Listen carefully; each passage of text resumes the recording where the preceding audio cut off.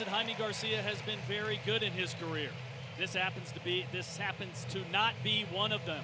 Over his last 3 starts, he's given up 18 earned runs. 6 runs in 3 consecutive starts. He's got a fastball, slider, 2-seam, 4-seam, doesn't throw overly hard, has lots of movement, but as of lately, he has not thrown the ball well, having a tough time getting the ball in the zone, having a tough time getting ahead in the count.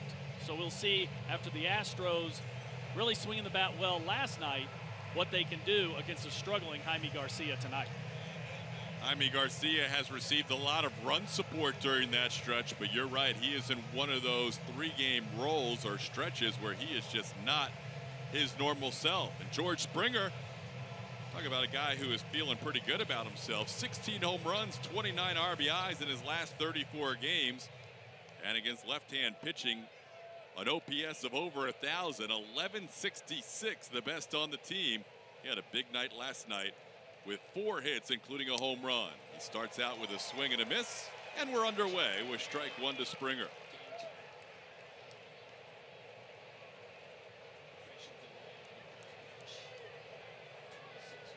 Last night we had an 18-minute rain delay at the start. Tonight we have a 26-minute rain delay.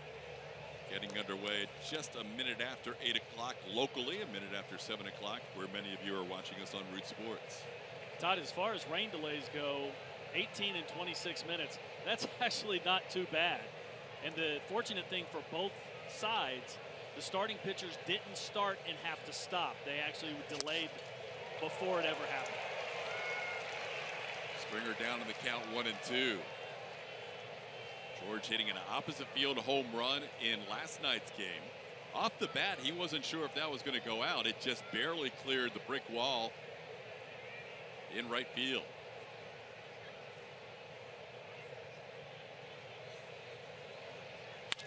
That ball's hit hard up the middle past Jaime Garcia, and Springer is on base yet again. He has been on base 6 of the 7 plate appearances in this series.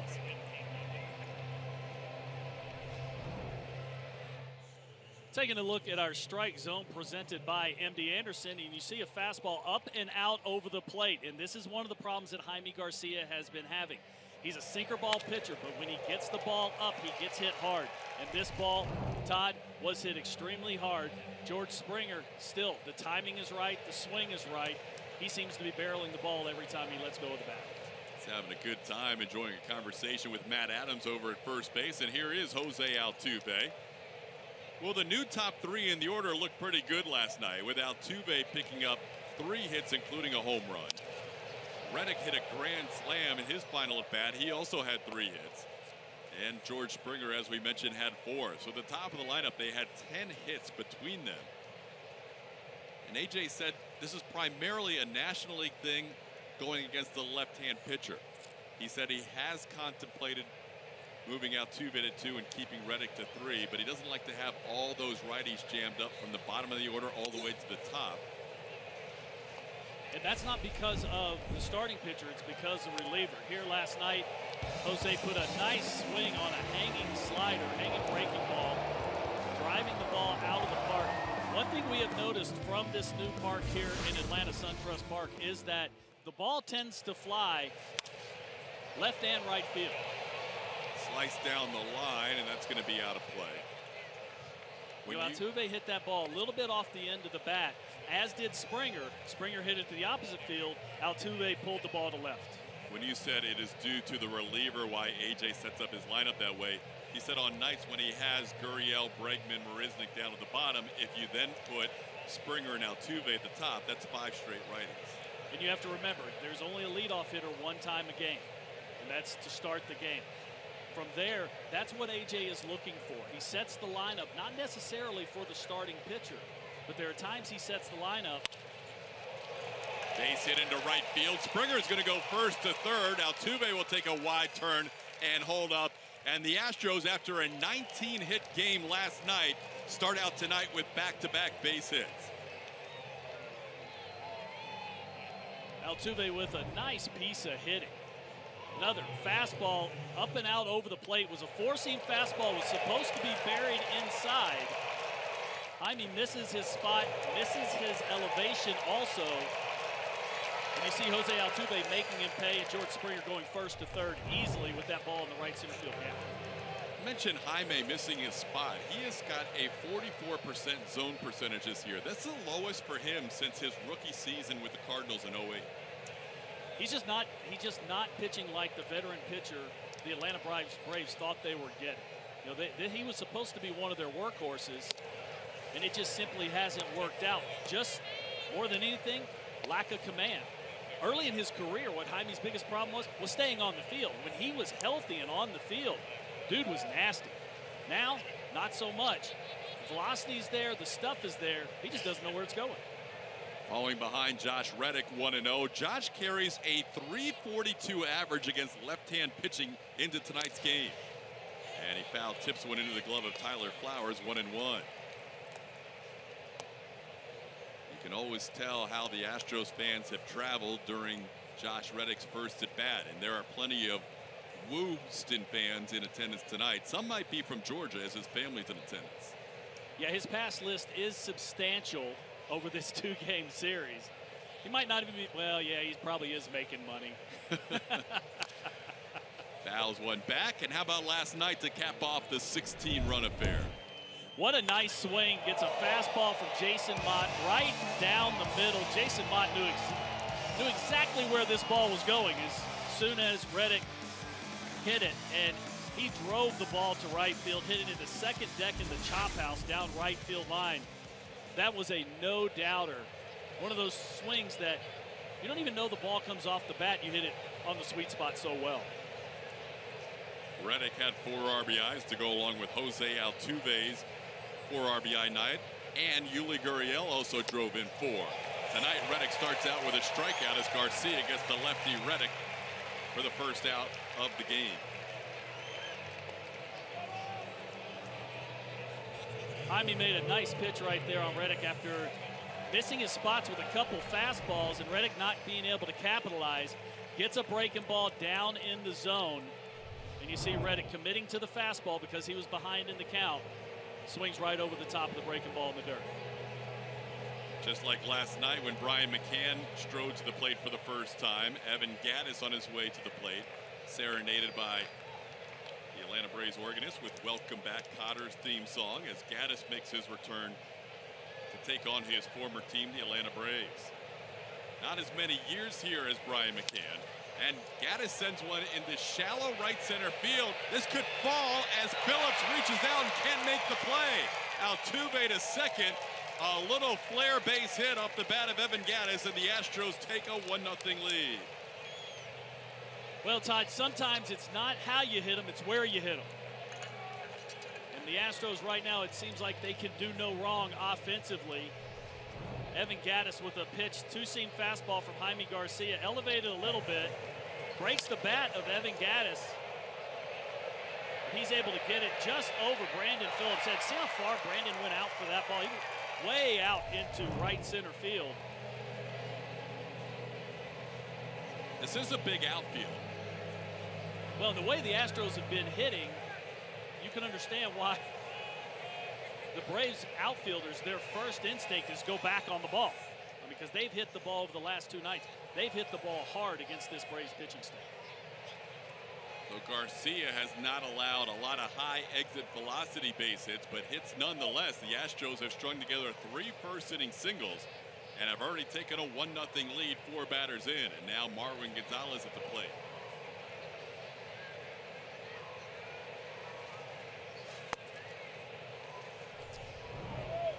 We're looking at this on our Super Mo brought to us by Mattress Firm. You see how close Brandon Phillips got to the ball. Now he is way out there in the outfield.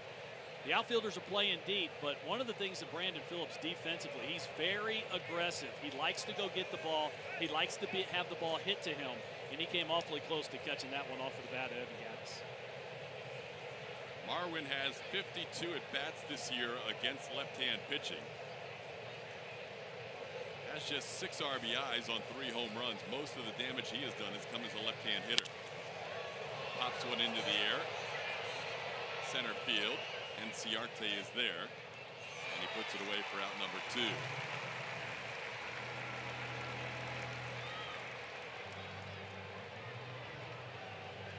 Jaime Garcia, 30-year-old left-hander, will turn 31 on Saturday. Began his career with the Cardinals in 2008. Spent his entire career with them until coming over to the Atlanta Braves in the offseason. Trade on December 1st this past offseason. Now Garcia facing this Houston Astros team, making his 16th start of the year. And he'll face maybe the hottest hitter, not only for the Astros, but in all of baseball lately, in Yuli Gurriel.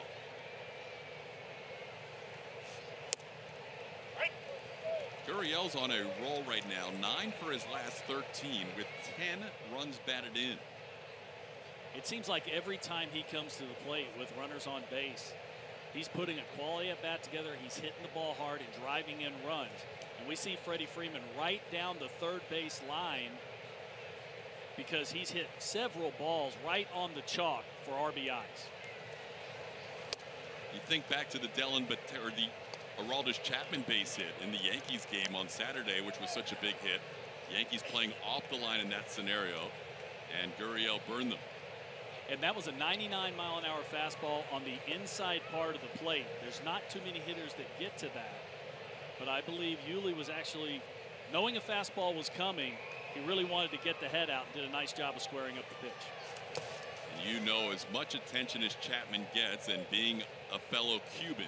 Yeah, that was a little Cuban-on-Cuban crime. And Yuli will take it every single solitary time. Yuli usually does not work deep counts because he puts the ball in play so often. You know, it's strange because sometimes he's up there hacking as soon as the pitcher breaks his hands. Then there's other times it does look like he's trying to figure out the release point. This one chopped towards third. They're going to let it roll, and it rolls foul. Freddie Freeman playing his second major league game as a third baseman. Coming back from the DL, and as well as Matt Adams has played for the Braves, Freddie said, I'll take a shot at playing some third. We're taking a look at where Freddie Freeman is playing. You can see him just a couple feet off that line because there's been so many times lately in the last few weeks that Yuli Gurriel has, hit the ball right down the line, drawing some chalk, most of the time with damage on top of it with runners on base. We'll watch Freddie Freeman as he plays third base tonight. Mentioned last night, hadn't played it as a professional. Had one chance, but it was a relatively routine opportunity yesterday. There were a couple balls down the line last night, but there probably wasn't any third basemen. If there were, it was just Arenado or Manny Machado that would have even come close to playing and making those plays. So just the one opportunity. 2-2 pitch bounces up there. That was not even close to home plate. That was about 50. I thought a cricket game broke out here. Garcia really missed with that pitch. To say this pitch is in front of the plate is a vast understatement. That could have been 5 or 6 feet in front of home plate. That's a tough pitch to hit hard. It's also a tough pitch for Flowers to block, and he yes. did a nice job. He looked more like a goalie. He came up on that ball instead of going down. Runners will be off with a 3-2 count and 2 outs, and a swing and a miss from Gurriel as Garcia strikes out Yuli to end the inning. But the Astros on top, 1-0.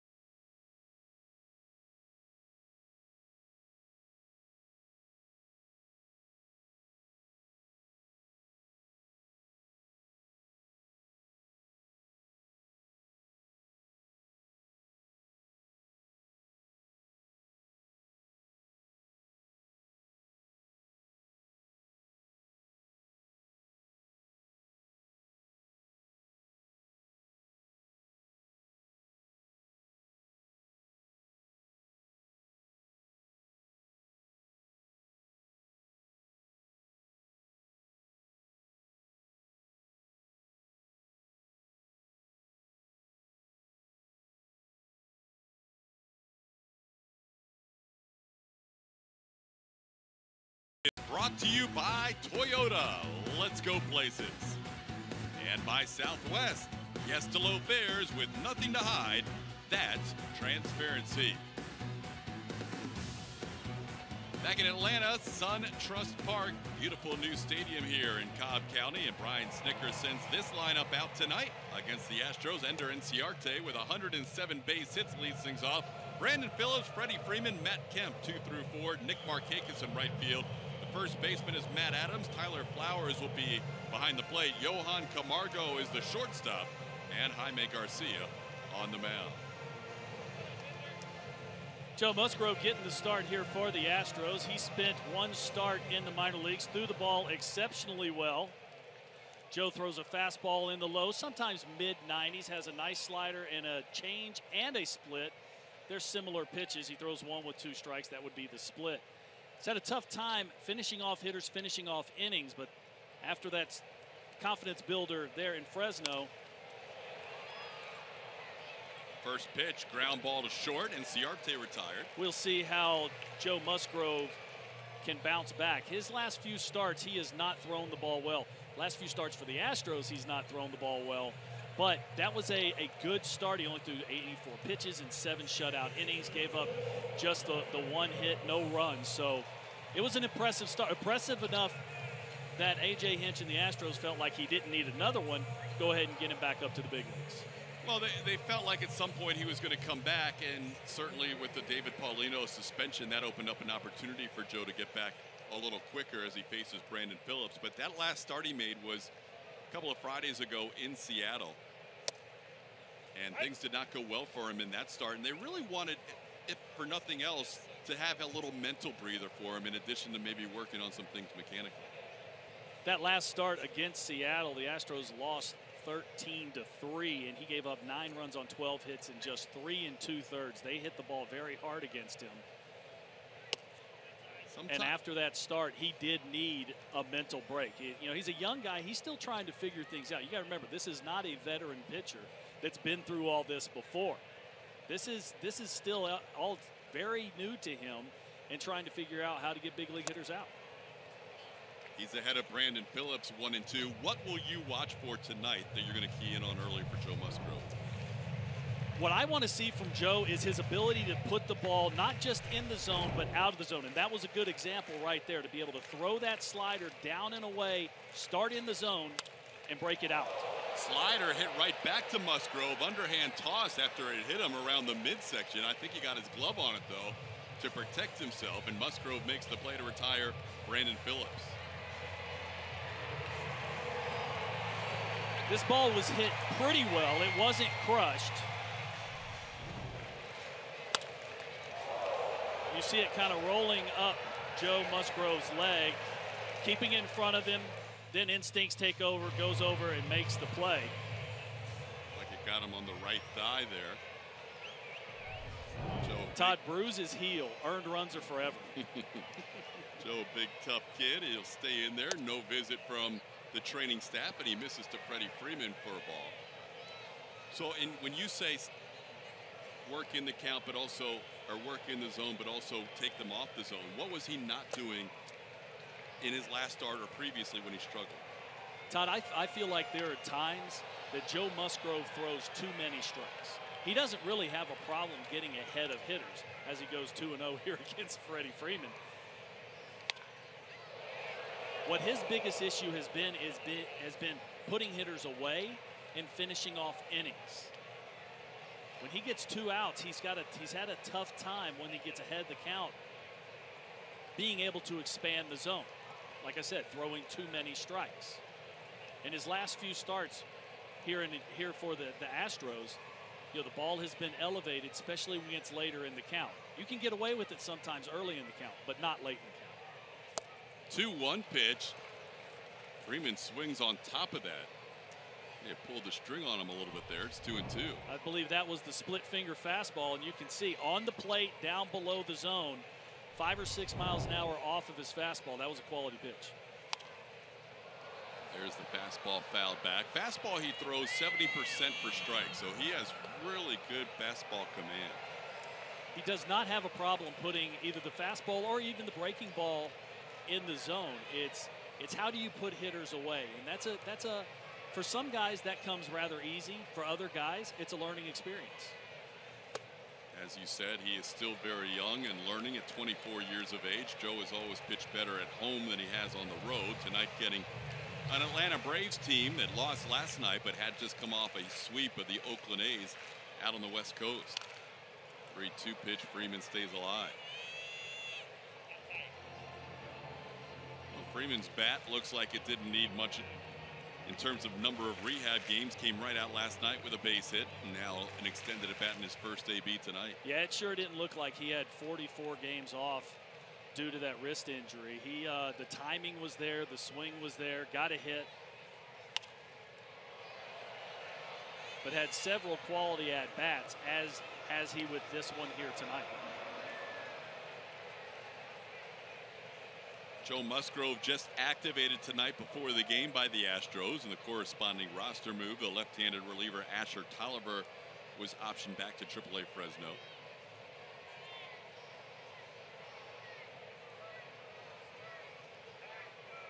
Not sure how they're doing it, but AAA Fresno keeps winning. Yeah, it seems like their pitching staff is right here with the Houston Astro team, and they've got a 12-game winning streak going into tonight. 3-2 pitch. Freeman stays alive. And they don't even have their manager. Yeah, that's right. They got half their pitching staff and their manager up here with the Major League team, as Tony DeFrancesco, there he is, will be the third base coach in place of Gary Pettis. A little knee surgery today. We wish Gary the best in his return. Towards right field, but in the shift, Jose Altuve from shallow right. Gurriel never found the bag. Yuli kept looking for the bag with his foot and never found it, so Freeman is on first base. They could give an error to the first baseman on that play because that was a throw in plenty of time to get Freeman. Yuli just simply didn't get to the bag to start off with. The ball was well struck, and Altuve had to throw this ball about 100 feet. See him backing up on it, come over the top, but Yuli never found the bag to start off with. So the ball's in the air. He's trying to receive the ball from Altuve and find the bag, and you can see he was clearly not anywhere close to it.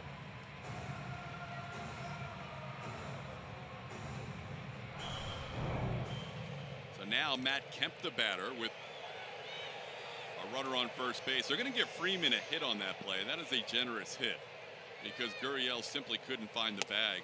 Yuli was fooled by the fact that he thought this was a base hit. Watch his reaction here. He thinks this is a line drive base hit to the outfield. Then all of a sudden he says, oh, wait, Jose Altuve's playing there. And like you said, as a runner, you need to know where your defenders are. As a defender, you need to know where your other guys are. Todd, to me, that's just a lack of concentration. Ground ball to third is not going to hurt Musgrove as they get the force out at second base.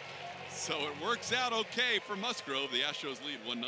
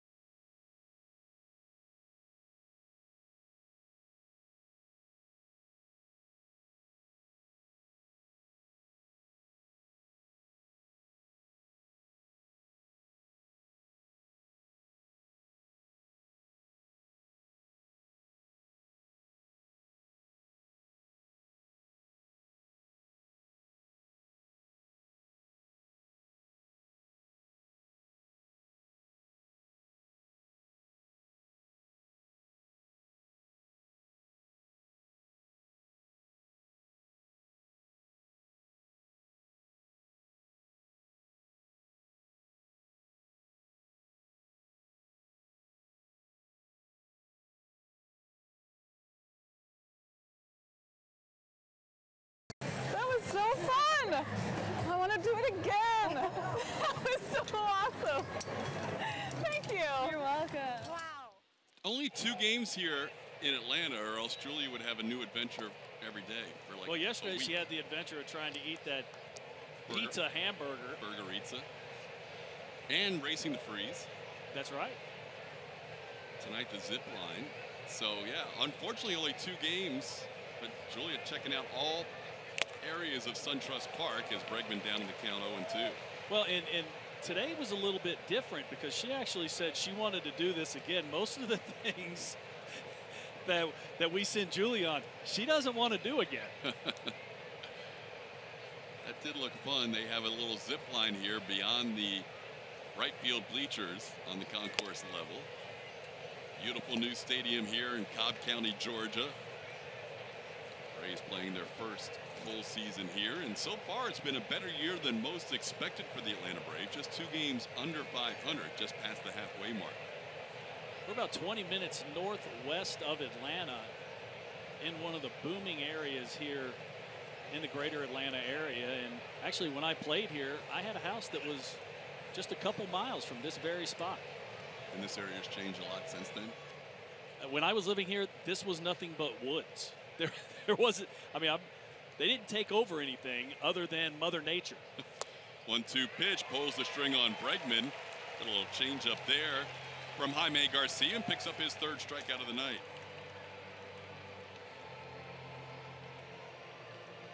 Jaime, the last couple of hitters, Marwin Gonzalez, Yuli Gurriel, who he struck out to end the first, and then this at-bat of Alex Bregman. Looks like he's gotten into a little bit of a groove. He's found his release point. He's getting the ball down in the zone, and we're starting seeing that quality movement that he's been missing for quite a while. Here's Jake Marisnick getting his first at-bat. Jake now getting a chance to play a little bit more regularly, starting his 13th game in the last 19 Astros contests. And he fouls one down the right field side. Jake playing center field tonight. Last night when he came on defensively, he moved over to right field, and George Springer stayed in center. Tonight they flip, and George is in right. Well, Todd, we know that Jake gives the Astros quality defense all the time. I mean, he's an outstanding defensive player. But he's been lighting it up this year, not just with the batting average, but also slugging percentage. He has been driving the ball out of the ballpark pretty well. And they haven't been cheap home runs. No, I don't remember a wall scraper. Every one of them seems like it's more of the tape measure variety. Now, AJ doesn't put him in there all the time. He picks and chooses when to get him into the lineup. But he's gotten to see a lot more, especially right-handed pitchers, over the last few weeks because of how well he's been swinging the bat. I want to watch the home run derby in Miami and see if anybody hits the home run sculpture twice, because that's what Jake did in a game down in Miami this year. 2 absolute bombs, almost in exactly the same spot, not just on the sculpture, but in the same area. Ground ball left side. And the play is made by Johan Camargo for out number 2. Ton of promotions are lined up for the second half of the season at Minute Maid Park, including Baggy Hall of Fame weekend, exciting gate giveaways, and the first of many big and bright Friday nights on Friday, July 14th. Visit astros.com/promotions for more info. We were looking at the average attendance numbers before the game at Minute Maid Park, and they are way up. Well over 30,000 per game. And the way this team is playing, Jim Crane was right here, owner of the Astros. Broken back, ground ball to Phillips, and that'll do it, a 1-2-3 inning. So Garcia comes back with a strong second. It's still 1-0 Houston.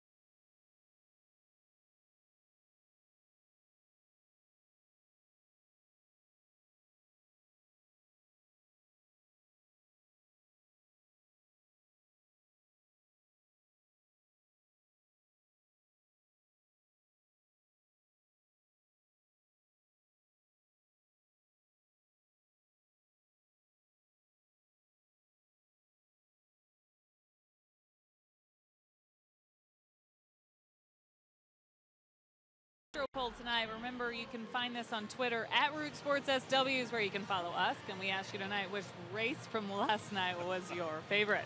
Was it Julia versus the Freeze or Brad Peacock versus George Springer? Julia, you might be the loser here. I know. I'm perfectly okay with that.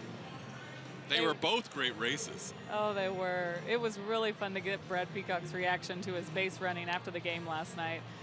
He just laughed at himself. You know, he's got such a great sense of humor anyway, but he giggled about the whole thing and knew that he didn't have much speed or even what to do. He said that Altuve, he thought he hit a home run at that point. Wasn't real sure what to do after that. He could hear George Springer coming. We have some fun. We had the National League ballparks, that's for sure. Well, Julia, did he tell you the last time he was on base? No, not at this level, right? That was the first time. Well, I don't think it's been in professional baseball. It had to be as an amateur. AJ asked him what he was doing, and he said, "I tag up on a fly ball. That's what I was taught as a kid." Just a fly ball off the fence. Yeah, fly ball a foot away from a home run. Nick Markakis will lead things off bottom half of the second inning and foul one back. If you did not see last night's show, first of all, shame on you because we're getting huge numbers on Root Sports. But secondly, what we're referring to is Julia got to race the Freeze here in Atlanta. And they do a little race here at the ballpark every so often where the member of the grounds crew, who's incredibly fast, races a fan. Julia did it kind of as if she were racing it. She got to run her race before the game. And then Brad Peacock was chased home by George Springer. Yeah, the Braves chickened out, didn't want Julia to beat the Freeze and knock him down a few notches. We will see more with the Freeze and Julia Morales coming up on Astros Bases Loaded. She did a little interview with him, and you'll learn more about the kid's aspirations to maybe someday be an Olympian. That would be pretty cool. What a story that would be. Yeah, he's a pretty impressive young man, and not just because of how fast he is, but the aspirations he has. And Julia was very impressed with him. Swing and a miss from Markakis. Strikeout number 1 for Joe Musgrove. So here's the Brad Peacock, George Springer situation. Watch Peacock at second base, going back to the bag. Springer's like, run. And then you see George right on his, you can almost hear George yelling at him, faster, faster. He could not. And George gets thrown out at the plate. He could not come any closer to running up the back of Brad Peacock than he did. And of course, Peacock's safe, standing. Springer goes in head first and he's thrown out. That was very funny. And funnier because the Astros were winning big at that time, so it wasn't an all-important run. Pop up, foul territory. Musgrove, who chases every foul ball like he's an infielder, and it's dropped by Gaddis. Gaddis was there. Musgrove was backing him up, but Evan kind of got in that on-deck circle area and just dropped it. The Astros haven't helped out Musgrove here early on defensively. Evan looked like he wasn't exactly sure where the fence was. You see him kind of reach out for it, but what he should do is get underneath it and then come back if he has to. Every ballpark is a little bit different, and situational awareness wasn't quite where it needed to be for Evan to make that catch. The other thing that's an issue for a catcher, and it should be caught, not make an excuse, but when you get near that batter circle, there are bats, there are donuts, there are things you can trip Pine on. tar rags, all kinds of things laying on the ground. And he was right on top of that on-deck batter circle there on the first base side. I think his foot may have clipped one of those weighted bats on the way to that foul ball, and there's a ground ball to Yuli Gurriel. So it doesn't matter as Adams is retired 2 pitches later. Well, Musgrove only adds 2 more to his pitch count to retire Adams. Now 2 outs and the base is clear, like what you're seeing early from the right-hander, I would think. He's thrown the ball well so far. You know, one of the things is when he starts getting base runners on, that's when he has a tendency to speed up the game inside his head, and that's when the elevation comes. Out of the windup, he's throwing the ball very well. We'll have to see if he gets a couple base runners on, if he can keep the game nice and slow and continue to execute pitches. Good breaking ball right there to start. Did I say when? I meant if he gets a few guys on. Let's stay positive here. Finishing off the innings. That has been an issue for Musgrove when he gets to 2 outs.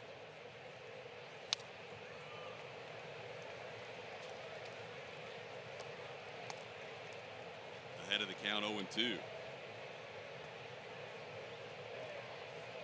Tyler Flowers has done a nice job this year for the Atlanta Braves, coming in, as you see, with a .319 batting average, .410 on base percentage, which is 6th amongst hitters with as many plate appearances as he has. In the right field, Springer drifts back onto the track and makes the play.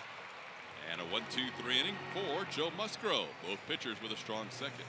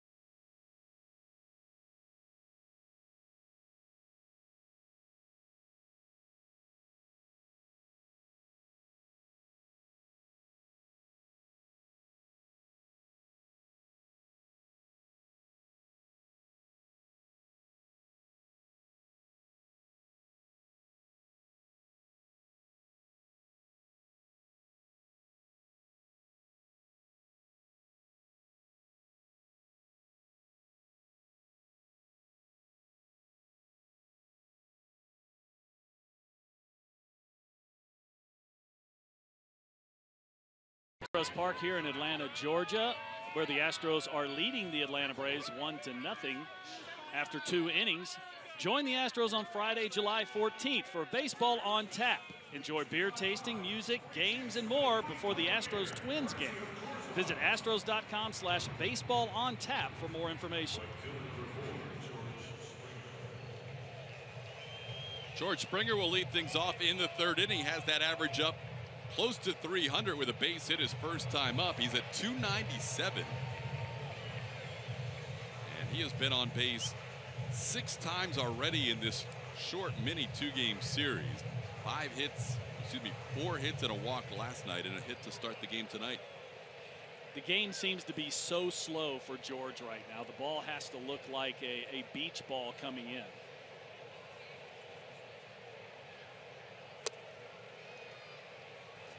All right, it's time to play, presented by Toyota. George Springer, since his lowest batting average of the season on May 26th, hitting .370. Swinging the bat extremely well, not just for base hits, but he's driving the ball to all parts of the field. He is a real dynamic player for A.J. Hinch right now. Has a count of 2-0. And Garcia catches the corner. It's 2-1. Now, May 26th, we're talking about almost a 6-week run of hitting .370. Yeah, he was hitting into the 230s at that time, and now just shy of 300. That's a long way to come in a short period of time. Springer on the ground towards short. And he is retired for the first out. Camargo makes the play. So Garcia is now retired 6 in a row after an RBI single by Evan Gattis.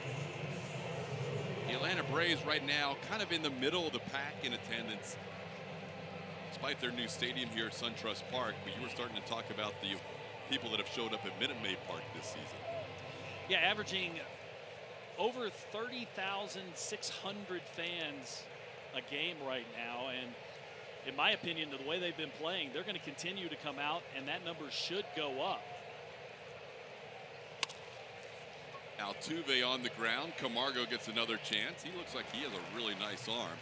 23-year-old shortstop makes the play. Yeah, Jim Crane was right here in the booth with us prior to the game, and his last statement as he walked out at the door was, they just need to keep on winning. It's not surprising to come from the owner that he wants his team to continue to win. He is watching things that no other Astros owner has ever seen.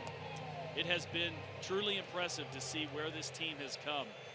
84 ball games, 30 games over 500 it's almost unfathomable. 57 and 27 to start tonight's play, and 30 and 9 on the road as Josh Reddick takes a strike.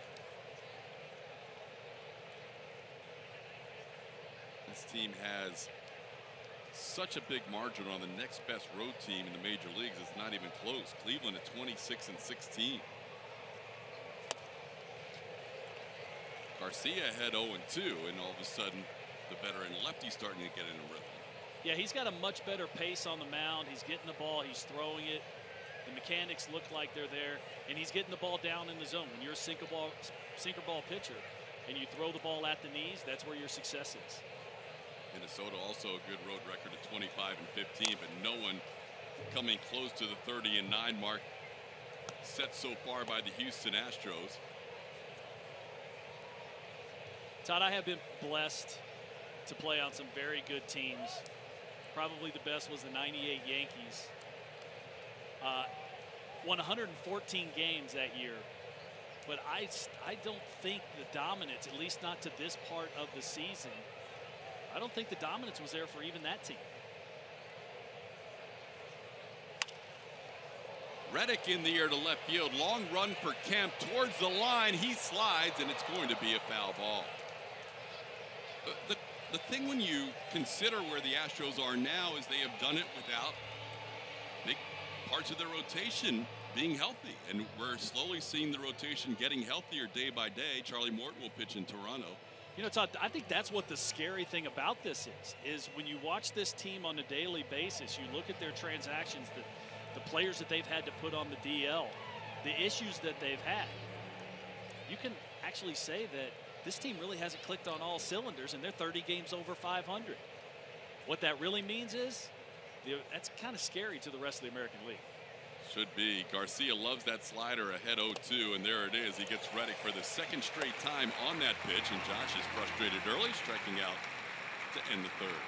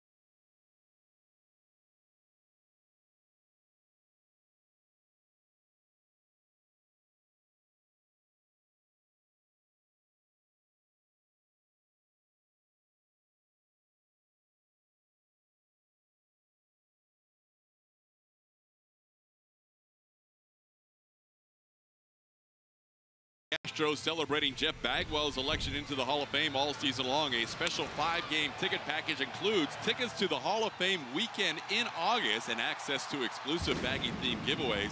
Visit Astros.com/mini-plans for more info. The season rolls on. We get a little closer to that Hall of Fame weekend in Cooperstown for Jeff Bagwell and others. Jeff Bagwell handled Greg Maddux pretty well. We got a little Hall of Fame on Hall of Fame damage right here, with Baggy hitting some long balls off of Greg Maddux. That didn't happen very often. No. He was pretty good at keeping the ball in the ballpark. No, he was outstanding all around. And you were there when he came over from the Cubs? I was. In the 4 years that he won the Cy Young in a row. So 2, 3, 4, and 5 in the 90s. He did not give up a 3-run home run in any of those years. Whoa, whoa, whoa. Yes. 2-run home run was the max in 4 straight. The best I've ever seen. No slam, no 3-run home runs. Wow. Is that crazy? For 4 years. For 4 straight years. Johan Camargo fouls one back. That is remarkable. He was the best I've ever seen at damage control. If he gave up 1 run, that's all he gave up. It was so hard to square the ball in those years. It was so hard to hit the ball on the nose, 3 times in an inning. Musgrove continues to fire strikes. He's thrown 31 pitches so far in this game, and 25 are strikes. Ahead of the count on Camargo, 0-2. Camargo had been playing third during the Freddie Freeman injury.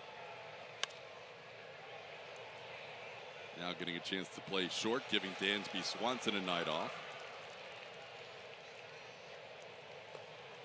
That was actually a pretty good 0-2 pitch that Camargo fouled off. That was the breaking ball that he actually got down below the zone. We saw Evan Gattis go down to block it. Camargo was able to foul it off. That was where Joe needs to throw the ball. The ball started in the zone and worked its way out. Over the Astros dugout. Just like at Minute Maid Park, the Astros and the Braves share that netting above those dugouts, which protects the fans, and those are the kind of line drives. I think it's a great idea. I don't know why it's taken Major League Baseball to do it. I don't know why they haven't made it mandatory across the league. Got to think at some point you will see that across all 30 stadiums. And they're making the netting now, so it's becoming less and less obtrusive, where you don't see it or you don't notice it as much. It's very thin. And actually at Minute Maid Park, they actually raise and lower it so that during batting practice, you still have access to the players to get autographs or any ball that a player might want to toss into the stands. But once the game comes up, then they raise them, and I just think it's a wonderful idea. Extended at bat for Camargo, but then Musgrove gets it with a high fastball. 97 on that fastball for strikeout number 2. That's how we start the bottom of the 3rd. After throwing several breaking balls down, Joe Musgrove goes with the 4-seam fastball, and he lets it eat in the top part of the zone. It gets Camargo to swing underneath it. That might be the highest velocity we've seen Joe Musgrove all season. We've seen 95, 96, but I don't remember seeing very many 97-mile-an-hour fastballs. Now he'll face the opposing pitcher, Jaime Garcia. Garcia fouls one back. It's 0-1.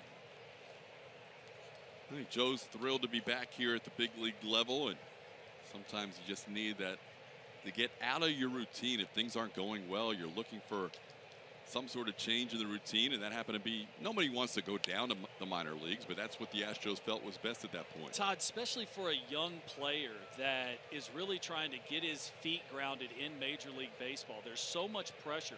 And by sending him down, as long as he has the right mindset when he goes down, and it looks like Joe did, then it does take pressure off you because you can just pitch. Breaking ball called, 3rd strike. He froze the opposing pitcher with a breaking ball in the corner.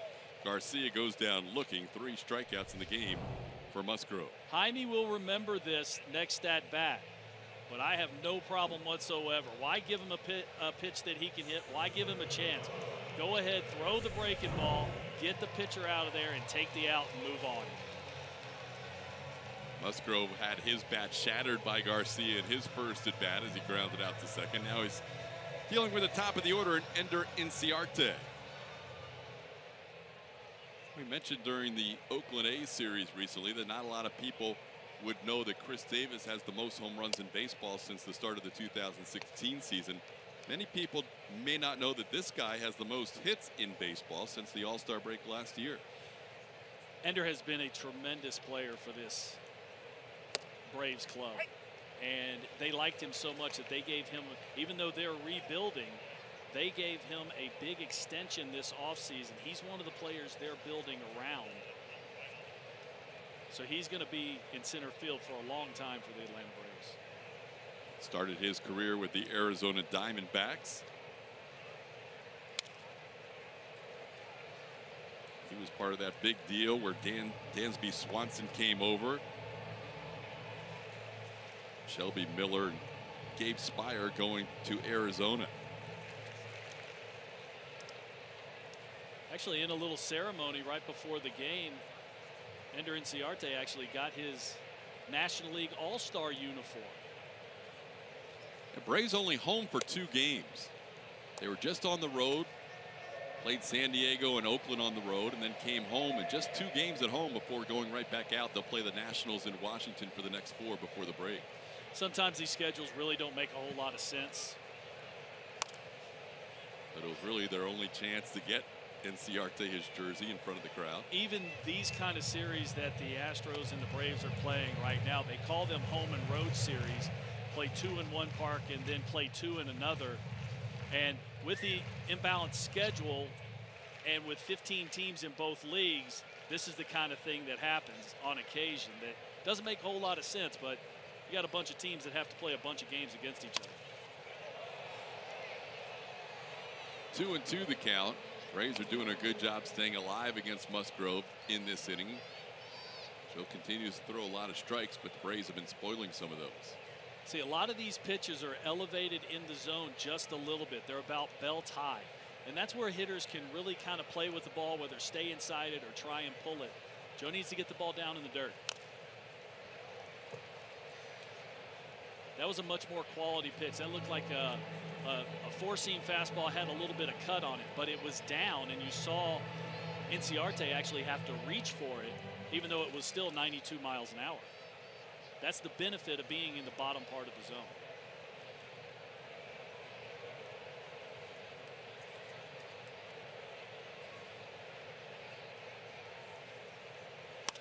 On the ground, Gurriel, he'll take it himself. And Musgrove has retired all 3 in the third, has retired 7 straight overall.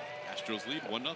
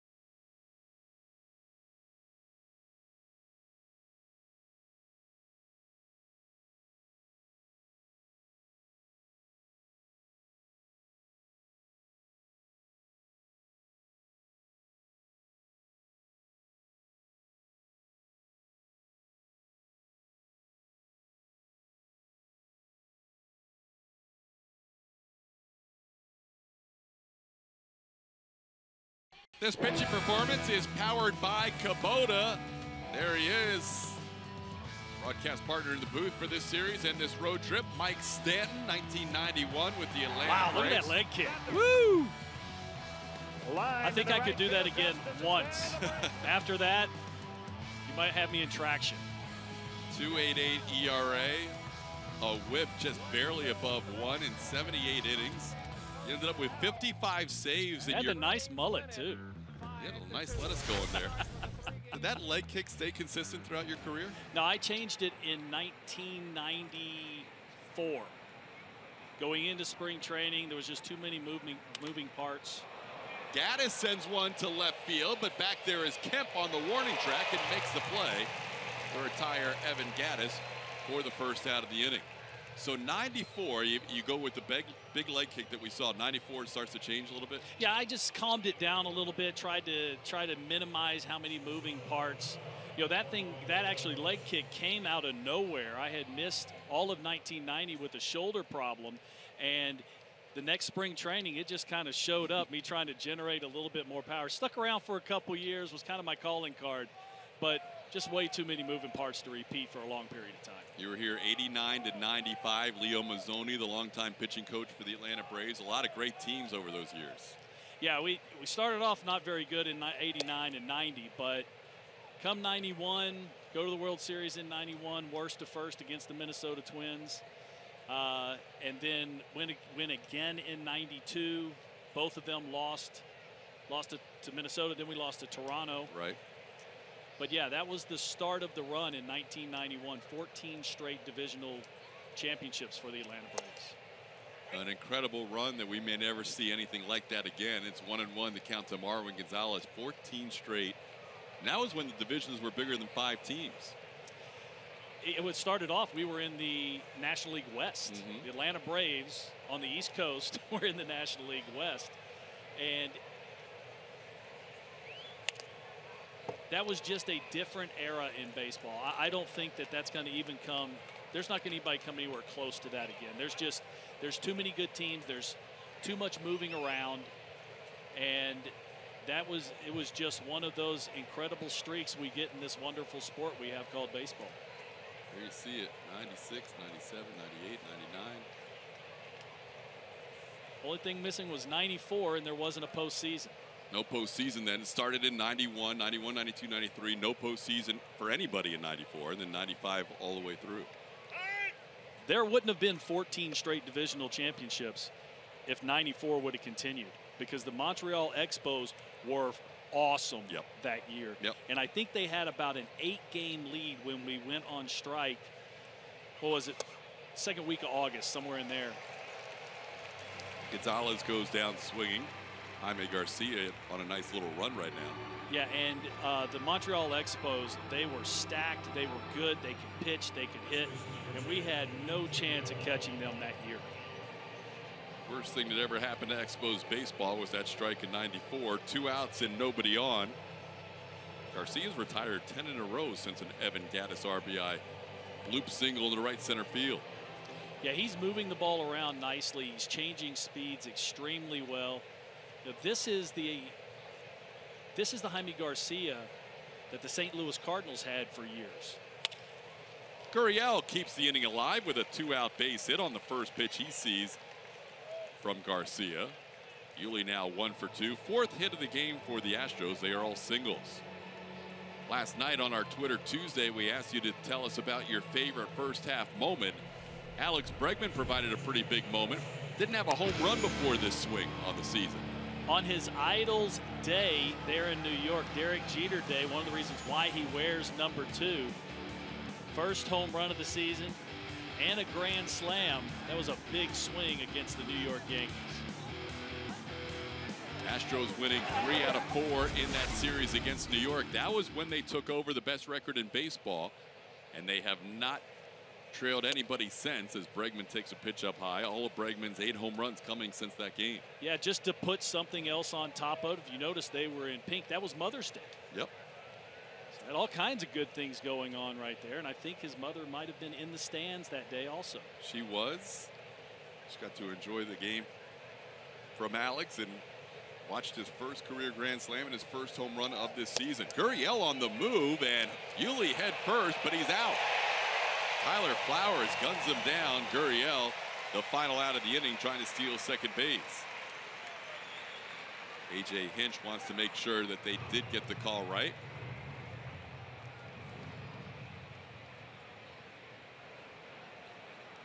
Gurriel now 1 for 3 if this call stands. Yuli not really known for his speed. You can see Alex Cora, the bench coach, saying he is out, so no review is necessary. 1-0 Houston.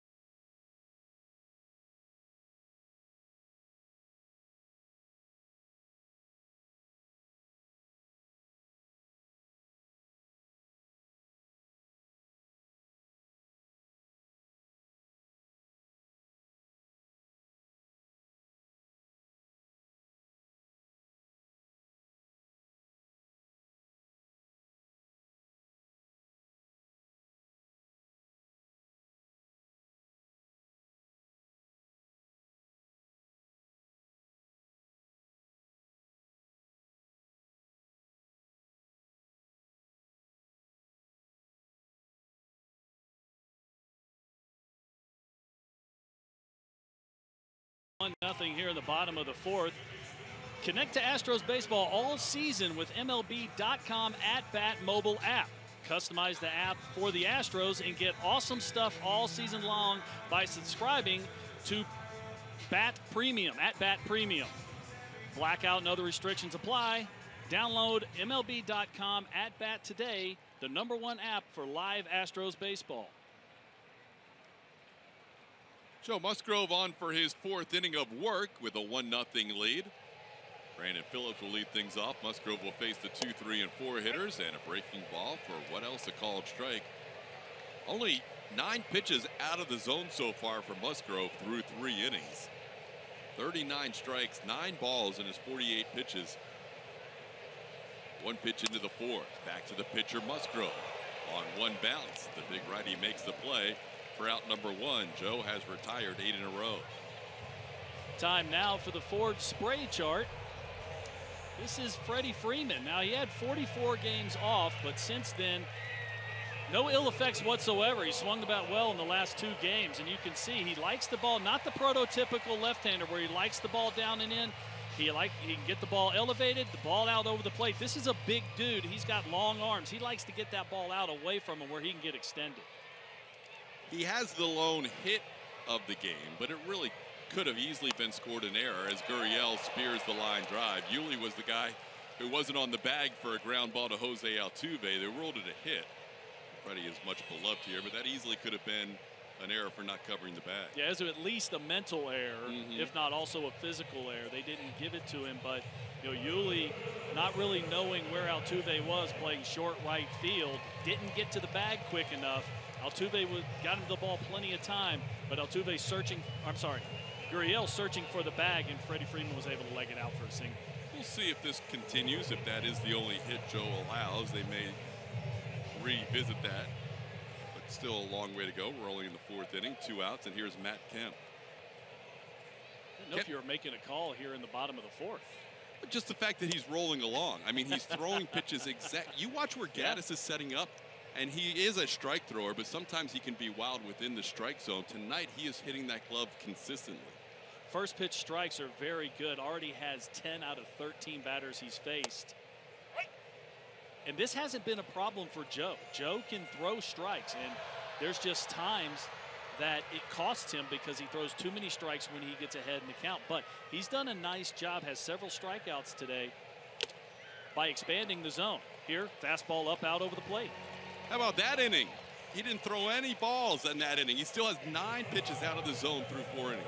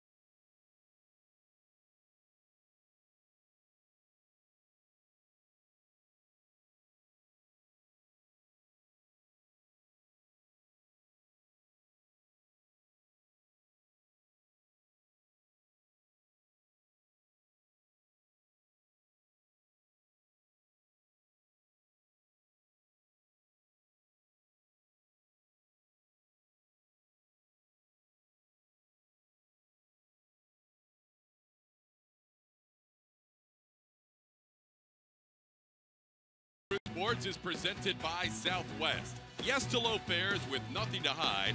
That's transparency. By Spider-Man Homecoming in theaters July 7th. And by Shop His Farm Supply, your John Deere dealer along the Gulf Coast. Come by one of our 8 area locations. Shop His all things John Deere.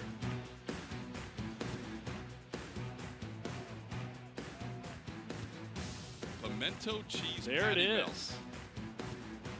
We had those delivered to the booth just a minute ago. Yeah, we did. And some curly these things fries look as well. awesome. Alex Bregman leads things off. Bregman struck out his first at bat. Both pitchers. Man, I'm distracted. These things smell so good. We're going to show you on camera here in just a minute as we just had them delivered right back to the mound. Garcia gloves and will make the underhand toss. And here it is. I'm not scared. I'm going to eat. Got some fries in there. Mike Stanton will tell us how it is. Thumbs up. Oh, that's outstanding. Pimento cheese patty Pimento melt. cheese. Southern. Takes me back, maybe not with the hamburger part of it, but takes me back to my childhood, definitely. Grew up eating those? Pimento cheese? Yes. All right. I sure did. Mike will be enjoying a little meal here as Jake Marisnick bats with 1 out and nobody on. So Todd's got this inning. Astros have had just one base runner since the Evan Gattis RBI single, and that was Yuli Gurriel, who was thrown out to end the top half of the 4th inning. As opposed to last night, 20 runs combined scored. We have both pitchers in a groove tonight in a 1-0 game in the 5th. Astros had 3 hits in the first 4 batters, but Garcia has not allowed much since then.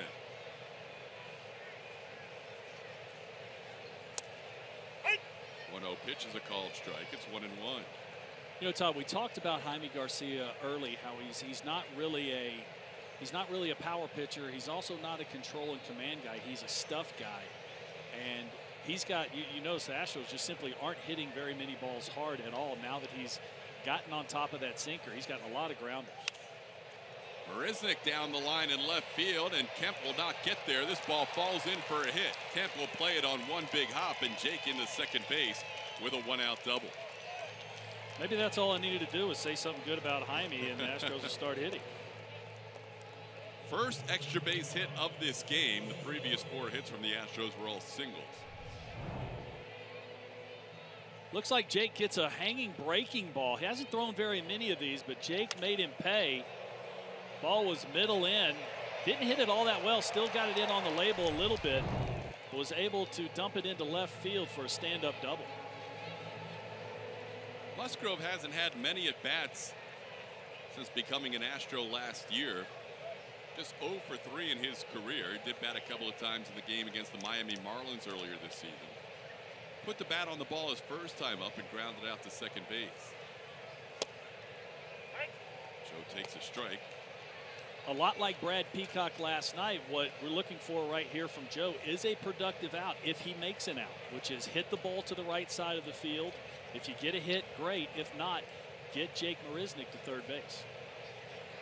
Joe has looked decent in his few at-bats, the 2 in Miami and the 1 here his first time up.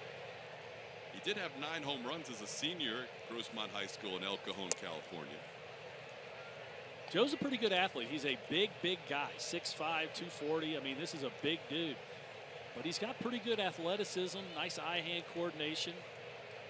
And you can see he looks kind of hitterish. Where Brad Peacock last night looked a little nervous, Joe Musgrove doesn't look real nervous at the plate. Got a pretty good batting stance.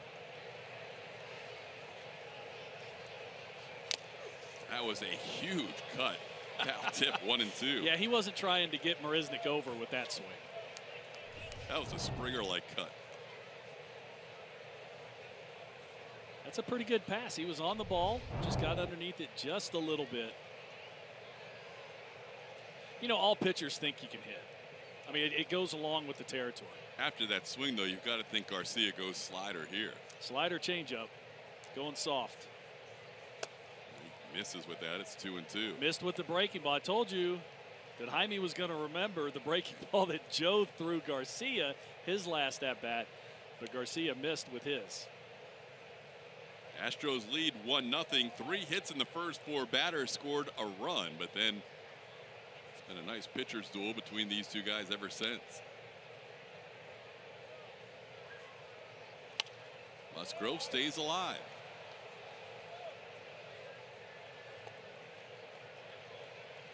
Not a bad swing against the fastball. I I would be surprised if he sees another fastball in this at bat. Well, with a runner in scoring position as a pitcher, you know, already down 1-0, we're middle part of the game. He just wants to get Musgrove out right here, and he'd really like to do it with the changeup. So I fully expect either a changeup or a breaking ball in the dirt. I don't expect him to get another fastball right here.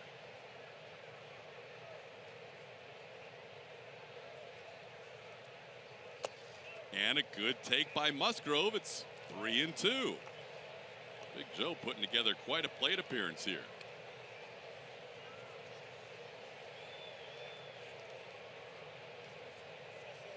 And if nothing else, Musgrove's done a nice job adding to the pitch count of Jaime Garcia. About to make his 60th pitch of the night.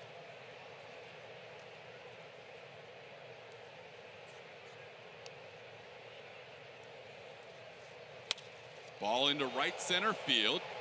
Enciarte on the move. Instead, it's Markakis who cuts across and makes the play.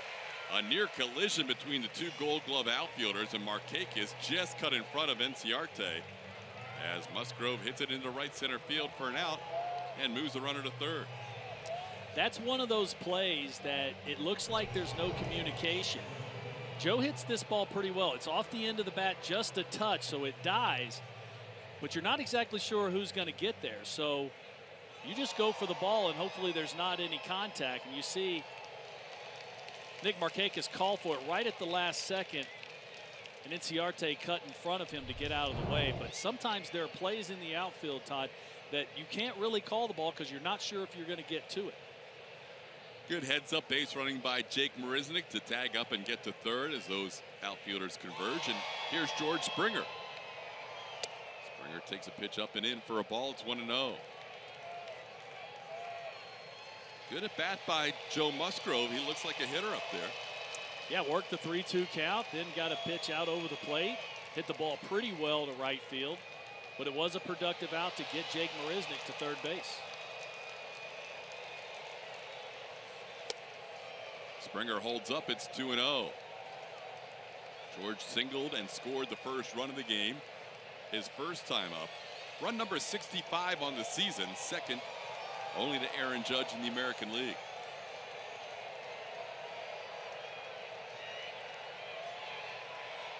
George is so confident right now, even on his takes. He's got such great balance.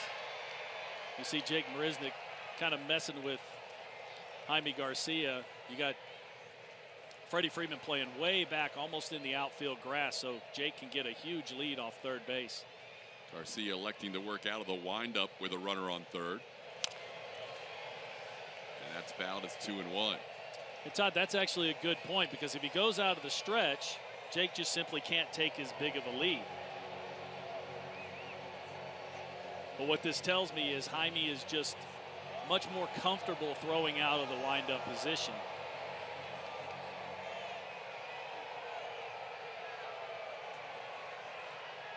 And with that, Freddie Freeman has actually climbed up a few feet onto the bag, so maybe it can hold Jake a little closer to third base. Away, it's 3-1.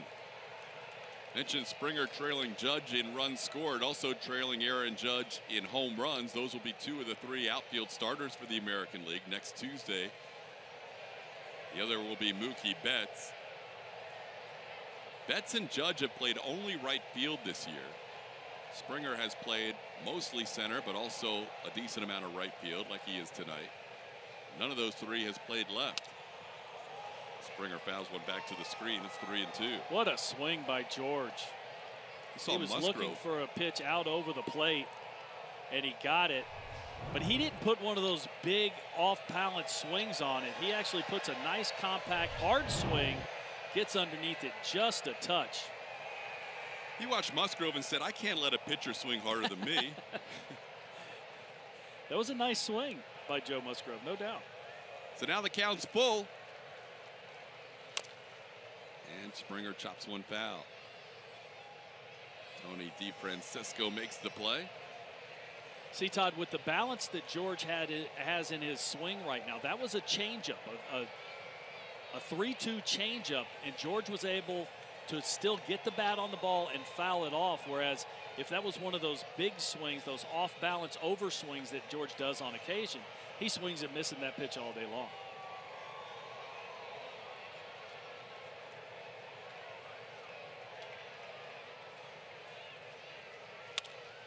Into left center, base hit, Springer, RBI. Astros lead 2-0. Springer drives in Jake Marisnick with 2 outs, his 54th run batted in of the season. Another changeup from Jaime Garcia. He elevates this one. You see it up out over the plate, but look at the nice balance on George's swing. He doesn't overswing, doesn't try and do too much. Catches the ball off the end of the bat just a touch, but has plenty to get the ball into left center field for that RBI single. George is just locked in right now. He has been the best all season long at runners in scoring position with 2 outs. Another RBI in that scenario for Springer as Jose Altuve bats. He is 1 for 2. Fastball up and away, 1-0. Springer with that hit now is 16 for 32, hitting an even .500 with runners in scoring position and 2 outs. Wow. Nobody else is close to that number. That's video game-esque. Springer was dancing off first and draws a throw from Garcia. The only thing George hasn't done in the first half, and he's done everything, is steal a base. He's 0 for 3 in stolen bases this year. Yeah, actually, he's right behind Brian McCann, because Brian McCann does have a stolen base. And we've talked to AJ, and Brian lets him know quite often that he has more stolen bases than George does. Sometimes you hear runners say with the lefty they can find a better jump because they're looking right at them, but others, usually it's the more deceptive pickoff move from left-handers. There is no reading of left-handers anymore. No one waits until the left-hander goes to the plate. It's all done on first move now. So what they have to do is, instead of really trying to keep a really close eye on the pitcher, which they still have to do that, it's the right pitch to the plate. You know, try and get a breaking ball in the dirt, some kind of off-speed pitch that's a little bit slower, then get their first move jump to steal the base. Garcia's really heavy fastball when he's down in the count like he is now, so you would not think this would be a good pitch to run on.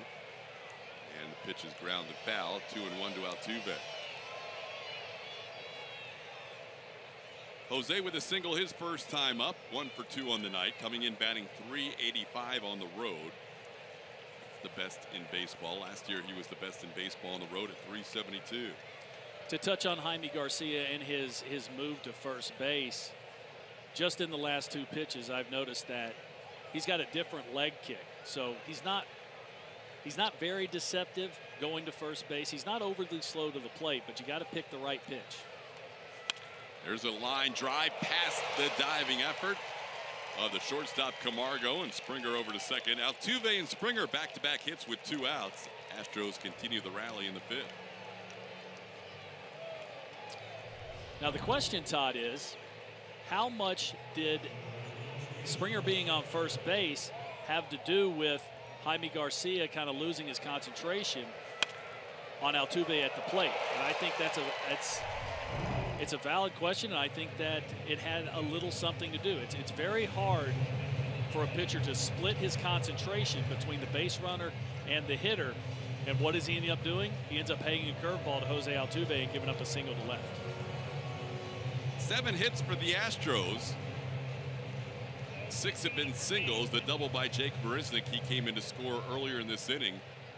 And now Josh Reddick will try and solve Jaime Garcia. Josh has struck out a couple of times. Mentioned coming in, Josh was batting .342 against left-handers, but tonight Garcia has had his number so far. Jaime's throwing a couple pretty good breaking balls down in the zone with 2 strikes, and Josh just hasn't picked up the spin and swung over the top.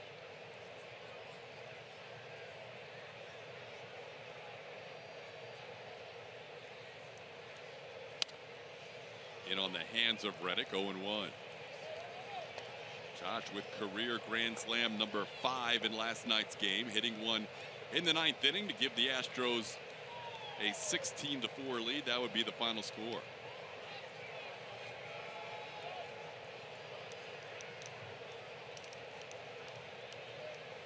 For tonight, Reddick mostly in the American League, Garcia exclusively in the National League. They had never faced each other.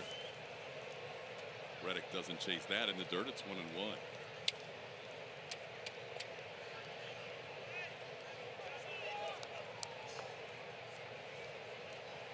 Springer on second base, Altuve on first.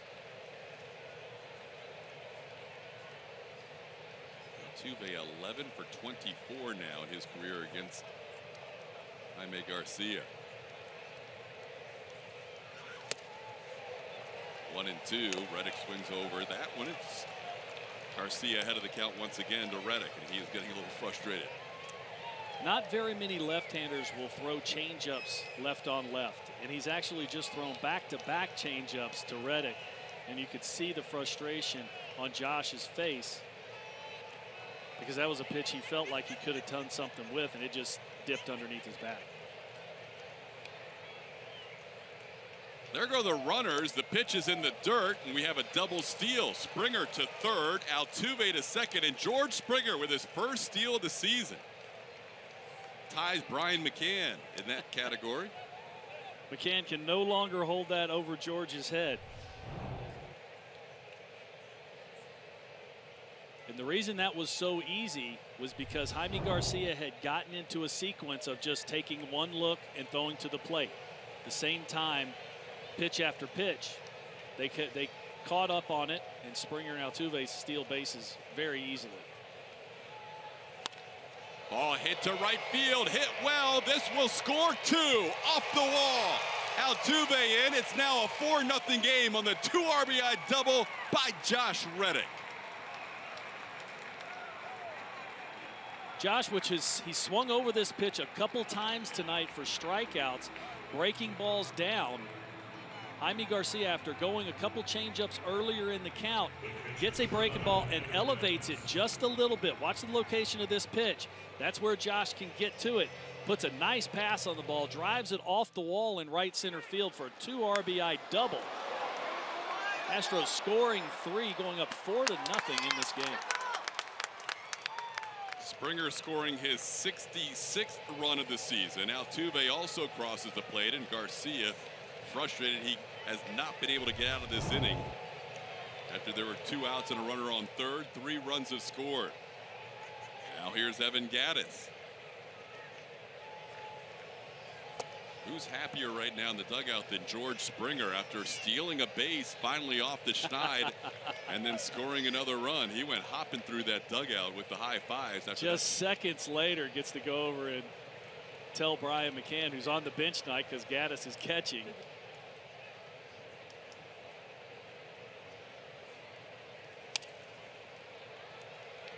Little tapper right side. The play is made. Garcia tags the bag in time to retire Evan Gattis. But 3 score in the inning, and the Astros lead 4-0.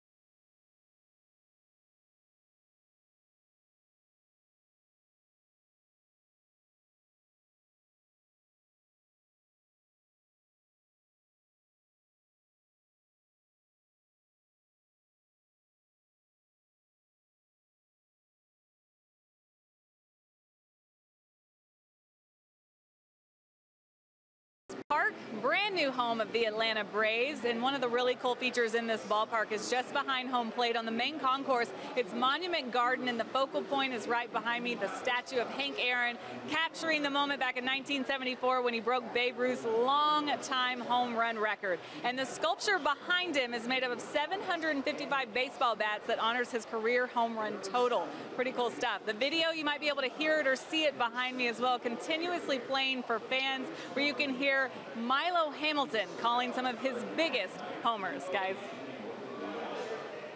Hammer and Hank. Henry Aaron. Todd, have you ever looked at his numbers? It's crazy how consistent he was. Never hit 50 home runs. Yep. But it was like he hit 35 to 43 every single solitary year. Nick Markakis leads off against Joe Musgrove. Takes a strike, 0-2. Not only that, he could run a little bit. He could steal bags, and he was a better defender than he was given credit for. He could throw. He actually was a better hitter, but they wanted him to hit for power.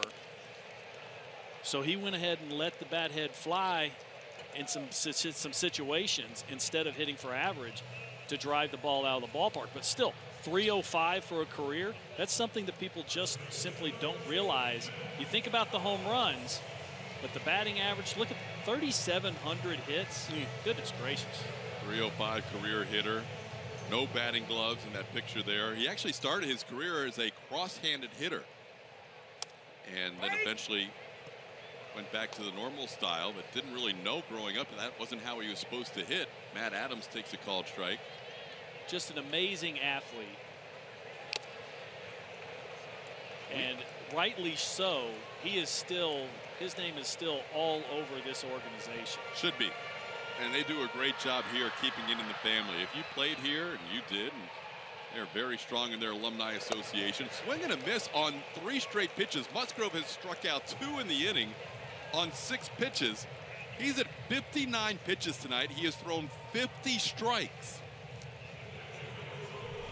We said in the open that he throws too many strikes. When he's getting outs, it's actually awesome. But notice where the location of that pitch was.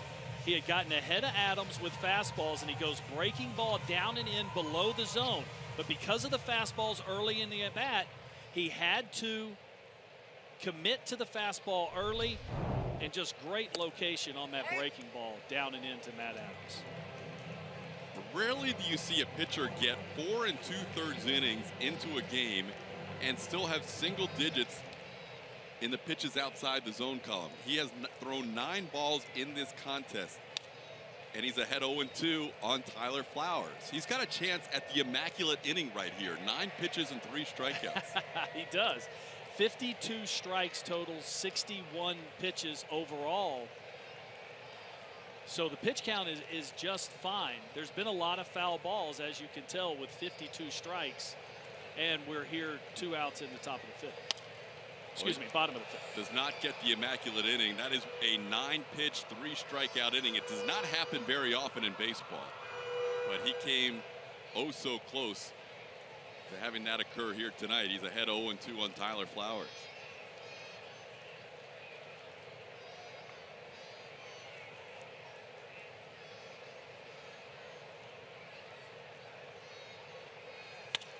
In the air to right field. Springer came in. Now he watches it sail over his head. He plays it nicely off the wall. Flowers will have to hold with a line drive single.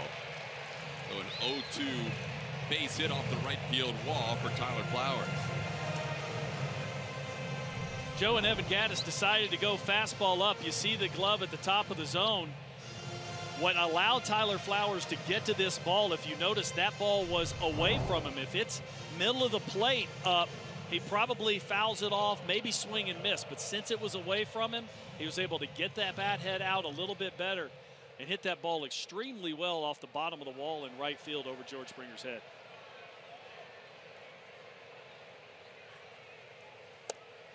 There is the first pitch outside of the zone in this inning, and just the 10th ball of the game thrown by Joe Musgrove. 54 strikes, 10 balls.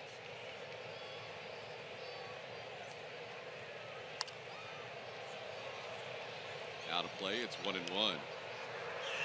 Now, Todd, with those numbers, that doesn't mean he's thrown 55 pitches in the zone. He's thrown 55 strikes. There's been a lot of swings, a lot of foul balls on pitches out of the zone. So he's doing a nice job of really mixing it up right now, even though he is very heavy in the strike category.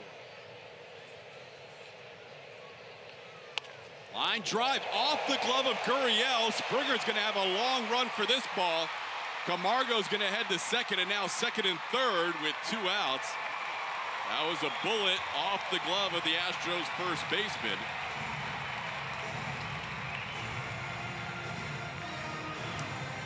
You can notice these Braves hitters are swinging the bat because they know that Joe is in the zone.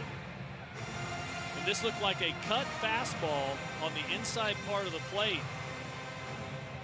to Camargo. He gets the head out, hits the ball pretty hard right at Yuli Gurriel, and you can see this ball inner part of the plate, maybe even off the plate just a little bit, but hits the ball hard.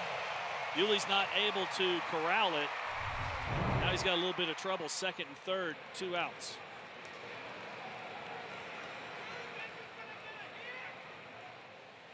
Now Musgrove has to get the opposing pitcher, Jaime Garcia. 3 for 24 on the season is Garcia.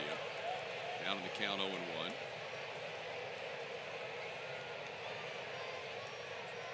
Garcia struck out looking his first time up. 1 of 6 strikeouts for Musgrove. And Musgrove ahead of his opposing pitcher. 0-2.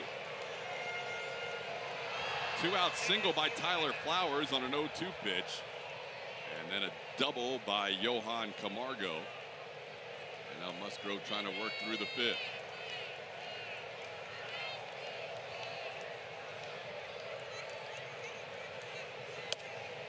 Check swing by the pitcher Garcia.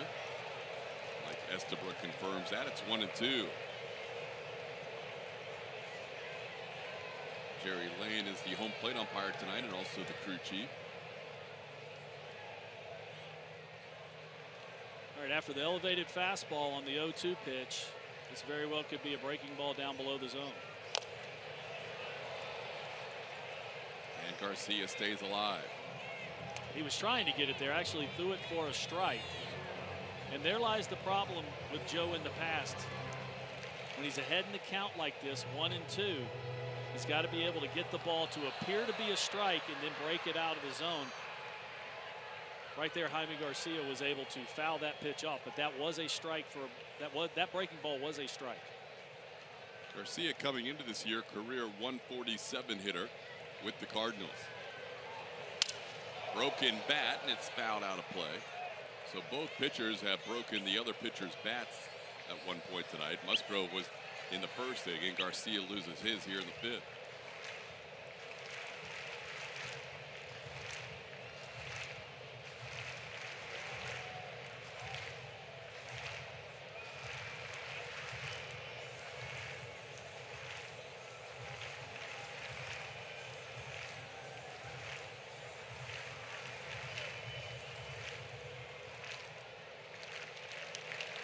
Musgrove went 6 innings in his previous appearance against the Braves back at Minute Maid Park on May 10th. Picked up the win in a 4-2 Astros victory. Ground ball off the glove of Bregman. Fair ball. 2 runs will score. Jaime Garcia, an opposite field base hit. All the damage coming with 2 outs. And the opposing pitcher has cut the lead in half. It's now 4-2. Jaime Garcia, pretty good athlete, but Joe Musgrove up in the count. You see this fastball is basically right down the middle, and Jaime with a little bit of an emergency swing gets the barrel of the bat on the ball, hits it pretty well. You see Bregman not able to corral it going to his right. And again, there lies the problem with Joe. A few too many strikes when he's ahead in the count. Trying to go fastball elevated, throws it for a strike. Now he'll deal with the top of the order, Ender Inciarte. And Inciarte takes a pitch for a ball, 1-0. At times this year, Musgrove has been hurt by the bottom third of the order. In the American League, that usually includes a little better hitters than the opposing pitcher, but Ciarte sends one high in the air, deep to right field. Springer looking up, and this ball is gone. Off the top of the wall, 2-run home run. Joe Musgrove started this inning with 2 strikeouts and was 0-2 on the 3rd hitter of the inning, and now it's a 4-run spot for the Atlanta Braves. Game is tied at 4.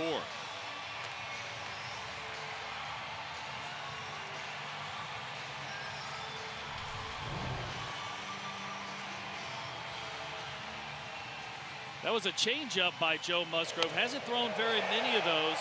And Ciarte didn't hit this ball all that well, but had nice trajectory, created some backspin, and watch the location about belt high, maybe mid-thigh high, right down the middle.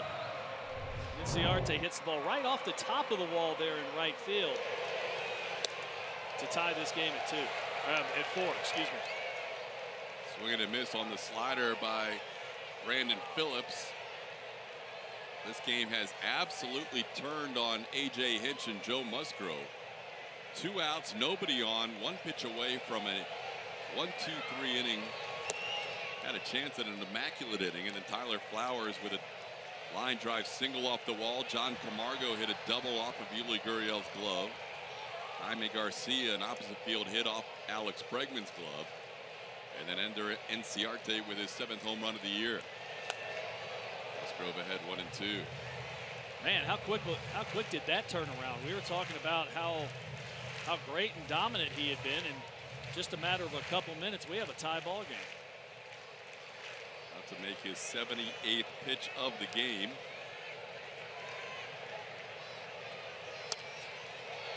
And there's a little soft serve line drive. Gurriel fears that. That'll do it, but the Braves tie the game with a 4-run bottom half of the 5th.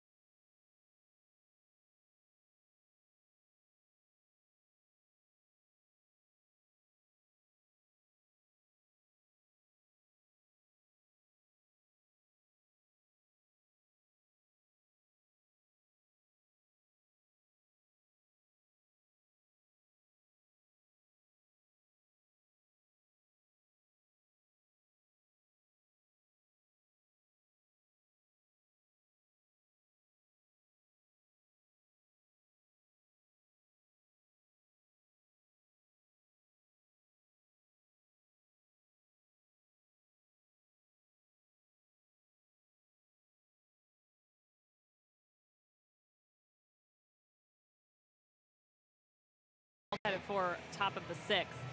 We are looking back at some of the best moments of the first half, some of your favorite moments that you voted for in our Twitter Tuesday poll yesterday, and Marwin Gonzalez's grand slam against the Texas Rangers was getting a ton of votes. That was back on May 2nd. Remember, this team was down 5-0 in that game and came back to win it 8-7 in dramatic fashion. Marwin, who had a streak of solo home runs earlier in his career, coming through with that grand slam, was pretty memorable for him, his first ever. But guys, that was just a stretch where they would get behind and then they would rally back in exciting fashion. It seemed every night they were finding a way to win, and they had that never quit attitude that we begin to see that's carried all the way through the first half of the season.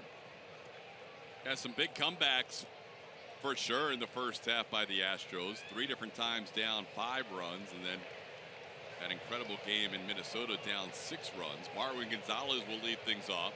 New ball game now. Jaime Garcia in a 4-4 game. He did some of that damage with a 2 RBI hit in that 4-run 5th. Strike called to Marwin Gonzalez. We saw Musgrove so good with his command, but he was missing a couple of spots, including the home run to Inciarte and that opposite field hit by Garcia that scored the 4 runs. He was cruising along pretty well, but the Atlanta Braves knew that he was throwing a lot of strikes, and they kept swinging, and finally they were able to get the barrel of the bat on a couple pitches to tie this game at 4. Chop towards the left side. Freeman at third base. His toughest chance as a third baseman, and the crowd reacts as he retires Gonzalez to start the 6th. Well, this has been his toughest opportunity as a third baseman so far. Charging, that's a tough throw for an infielder when you're running straight at your target. Sometimes that throw can go awry, but Freddie did a pretty good job of just making a nice throw over to Matt Adams at first base. Here's Yuli Gurriel.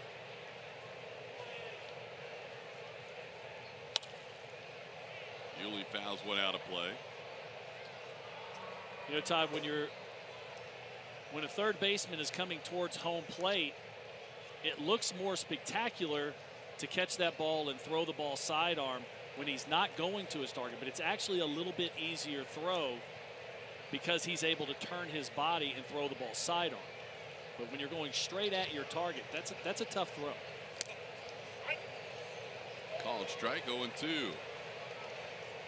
Freeman only had a couple of minor league rehab games, declared himself ready to go, playing in his 2nd major league game at third base. Last night had just one opportunity and fielded it cleanly. Yuli with a hit his last time up. He was also caught stealing.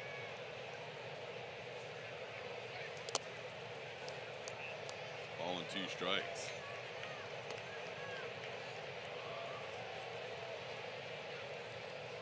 Astros had a 4-0 lead. 2 outs, 2 strikes to the number 7 hitter. And the Braves would put up 4 runs in the bottom half of the 5th inning. 2-2.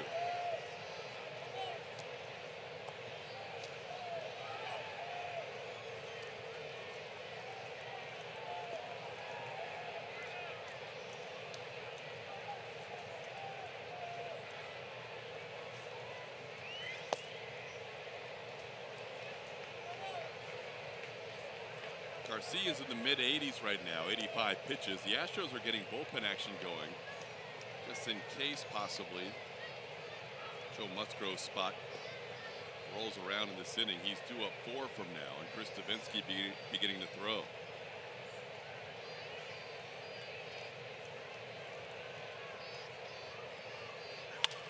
On the ground. 2 outs. Garcia makes the play on the comebacker off the bat of Yuli Gurriel.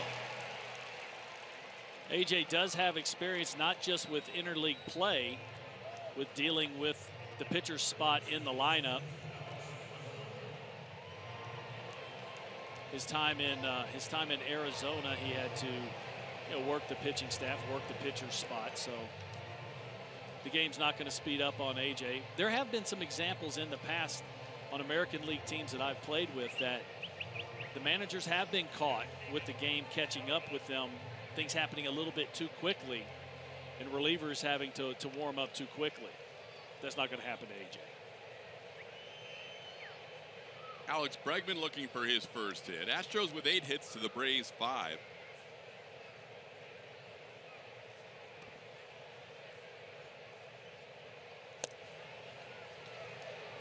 And the pitch misses 1-0.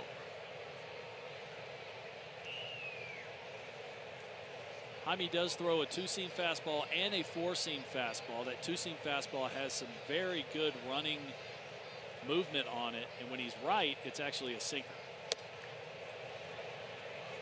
2-0. Then a lot of times when you see him trying to come inside on a right-hander, that's the 4-seam fastball. He doesn't want that ball leaking back out over the plate. But they are, even though they're both fastballs, they are distinctly different pitches. In the air to right field. Back goes Markakis looking up. That's off the wall. Bregman will head to second base. He's there with a 2-out double. Now the problem with two-seam fastballs, when they're not down in the zone and they're not sinkers, they just tail. You see right here, this is a fastball that just stays out over the plate. Alex does a nice job of letting this ball travel and driving that ball off the right field wall for a stand-up double with 2 outs.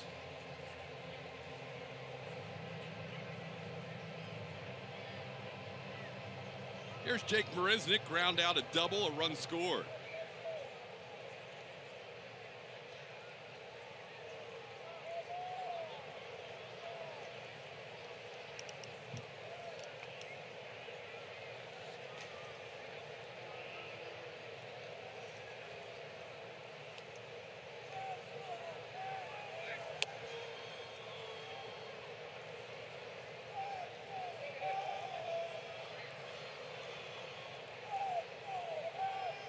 Astros with 7 doubles in last night's game after 7 doubles in the game Sunday to wrap up that series against the Yankees.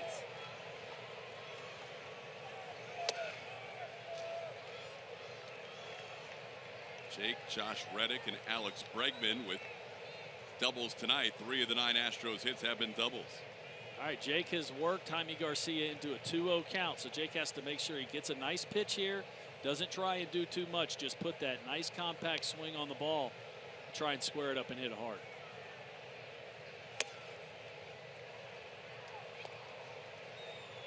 (3-0) count. The pitcher is due up next. Be very surprised if Jaime throws him a strike right here. And then we'll have to see what AJ is going to do with Joe Musgrove on deck.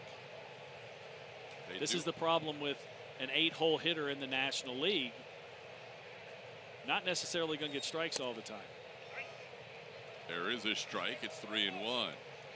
Astros do have Davinsky up, so you would think the reason he was up in case Musgrove had to hit, even though Joe's on deck, you would think AJ would go to a pinch hitter if Marisnick walks.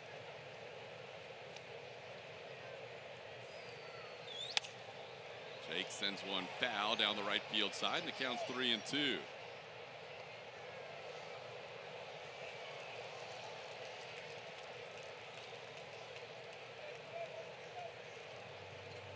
Braves have Jason Mott up in the pen, and he is trying to get ready in a hurry. Looks like he's throwing a pitch every 4 or 5 seconds. Late phone call from the Braves dugout to get him up, possibly for the next hitter.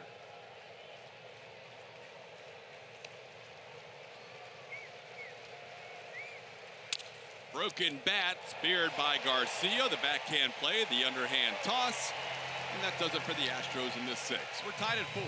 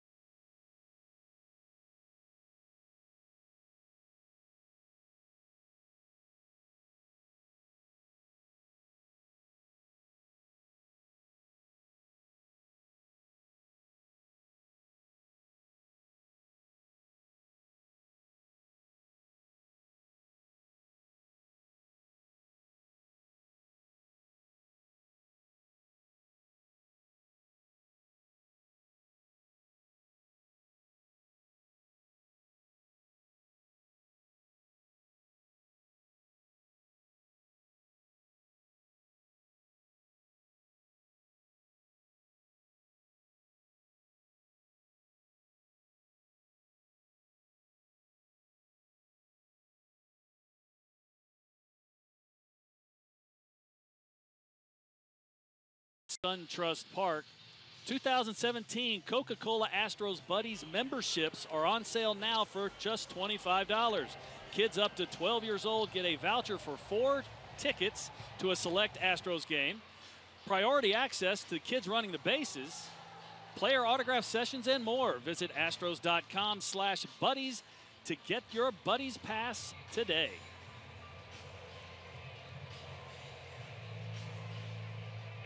Lots of Astros fans here at SunTrust Park in Atlanta, getting a chance to see this new stadium for the first time. Freddie Freeman leads off and fouls one back. Joe Musgrove on for his 6th inning of work. Freeman 1 for 2, single in the first inning, just like he did in last night's game.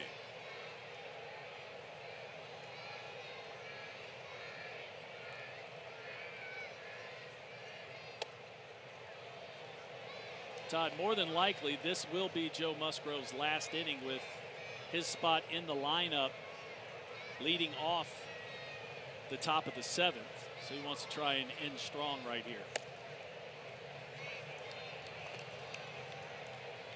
Despite the last 2 out of the zone, his command has been incredible tonight. 66 strikes, 15 balls so far, the 81 pitches.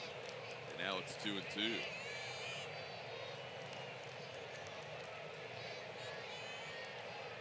Joe ran into trouble with 2 outs, nobody on in the bottom 3rd of the order batting.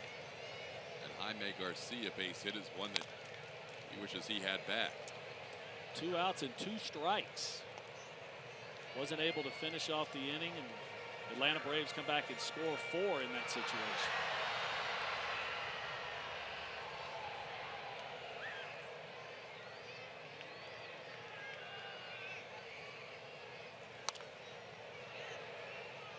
See on that foul ball where Jose Altuve is stationed. That's where he was in the first inning when Freddie Freeman picked up a generous base hit. Altuve fielded a ground ball. He was ready to make the play, and Yuli Gurriel was surprised that Jose was out there. He might be even a little bit deeper now. Freddie hitting the ball hard to him that first at bat. Now that's about as deep as Altuve will play anybody. And you have to. Yeah, I don't think you can. Well, even in that first play when Freddie Freeman hit the 1-hopper to him, he still had to take a step back to get the right hop, and then took a crow hop to get the ball to Yuli. So even though Jose's got a strong arm for a second baseman, that's still a pretty good ways. That's over 90 feet, so that's over double play depth for Altuve to make that throw where he is right now.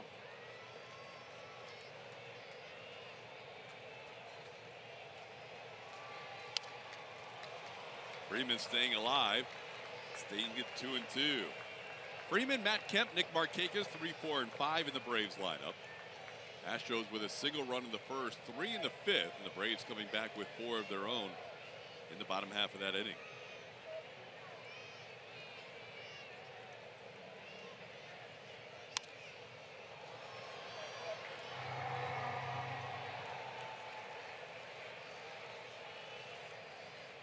Freddie is so good at fouling off pitchers, and that's something that good hitters develop the ability to do. That if the pitcher makes a good pitch, instead of taking it for a strike, able to hit it without putting it in play to get to the next pitch. Freeman was 2nd in baseball and on-base percentage at the time of his injury. Hit by a pitch, missed 44 games beginning on after the game on May 17th.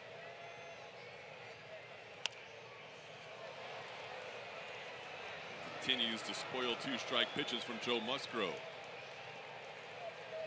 What do you think about that sandwich that was brought up? The pimento cheese. I thought it was very good.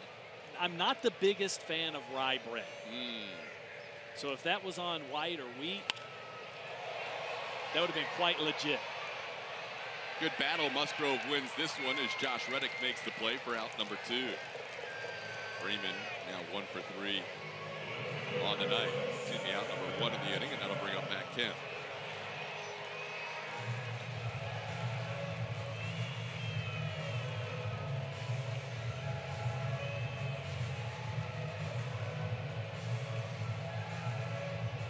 Devo continues to throw in the Astros bullpen, so he will be the next pitcher you would think in line for the Astros.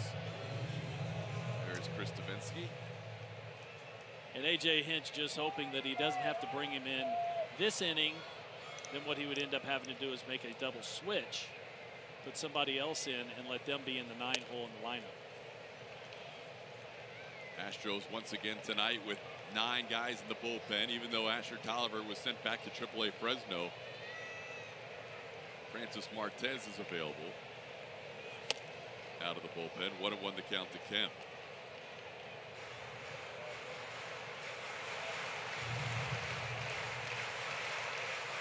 One of those nights for Musgrove where he was as good as he could possibly be for 4 2/3 innings. And then single, double, single home run. Other than that 4-batter stretch, he really hasn't allowed a legitimate hit. That Freddie Freeman ground ball was ruled a hit, but easily could have been an error. And not a whole lot of hard contact in the previous innings.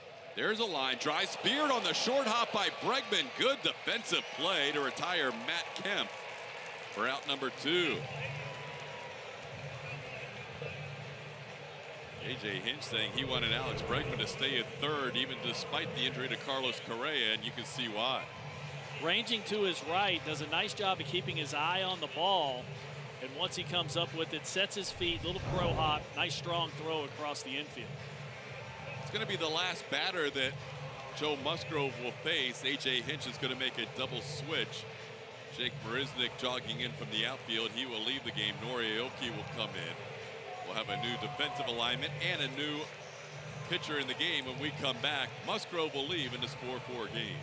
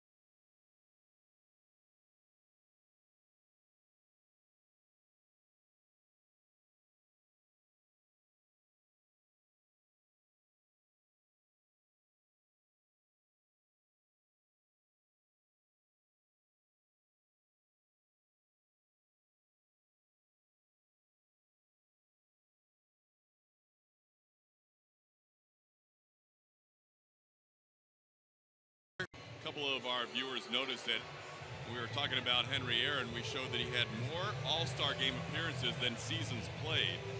He did play 23 seasons, not 21, but that is possible because at times there were 2 All-Star games in a summer. For a few years in the late 50s, early 60s, they played 2 All-Star games. So yes, he does have more All-Star appearances than he does Major League seasons. So that's not a typo, that's for real. You have to be pretty good to have more All-Star seasons or All-Star appearances than seasons played, as Chris Davinsky, speaking of pretty good, takes over. The not-so-secret weapon for A.J. Hinch, Chris Davinsky. Yes, he's coming in to face Nick Markakis as a left-hander, but that changeup is the key. It is a devastating pitch when he's getting it down in the zone, and he has just been a godsend for A.J. Hinch over the last 2 seasons. Davinsky will bat in Jake Marisnick's spot in the double switch. He moves into the 8th spot in the lineup. There is that changeup, and Markakis waves on top of it. It's 1-1. Nori Aoki taking over in left field. George Springer moving to center, and Josh Reddick to right. Aoki will bat in the 9th spot, which is due to lead off in the next inning. And Davinsky ahead 1-2. So 5 2/3 innings for Joe Musgrove. 5 hits allowed. 4 of them were to consecutive batters in that 4-run fifth, and 4 runs. He pitched much better through the night than that final line indicates. Still probably a little bitter taste in his mouth right now with the results. But he threw the ball very well tonight, and I thought he did a better job of commanding his pitches out of the zone. We did see later in the outing that once he got ahead of hitters, he was spending more time in the zone, and that's been the issue. But I thought this was definitely a step in the right direction. Chris Davinsky, his last time out, threw 2 scoreless innings against Yankees on Sunday, so he is resting. In the air, shallow left center field. Aoki will call off Marwin Gonzalez, and that'll do it. So the Braves end up going down 1-2-3. Davinsky gets the final out.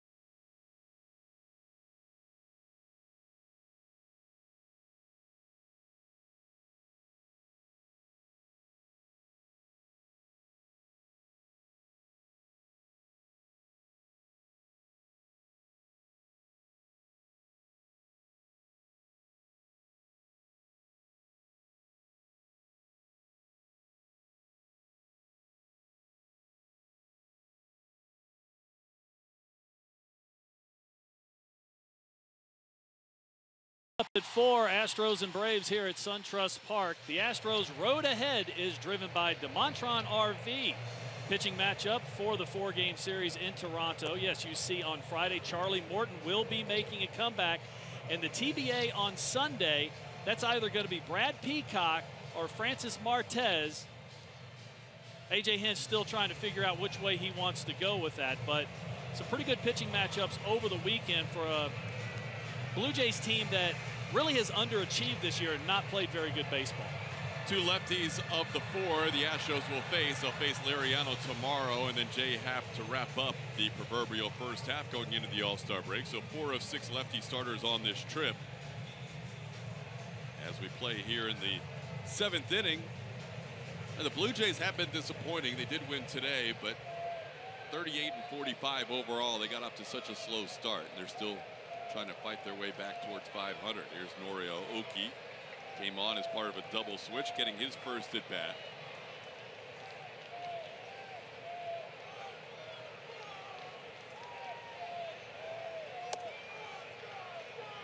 Nori has done well in his career against left-hand pitching. He does such a nice job of letting the ball travel, and a lot like Ichiro, spends a lot of time trying to hit the ball the opposite field. A comfortable swing there. It's 1-1. As George Springer and Jose Altuve do up after Aoki, there is a right-hander warming up in the Braves bullpen.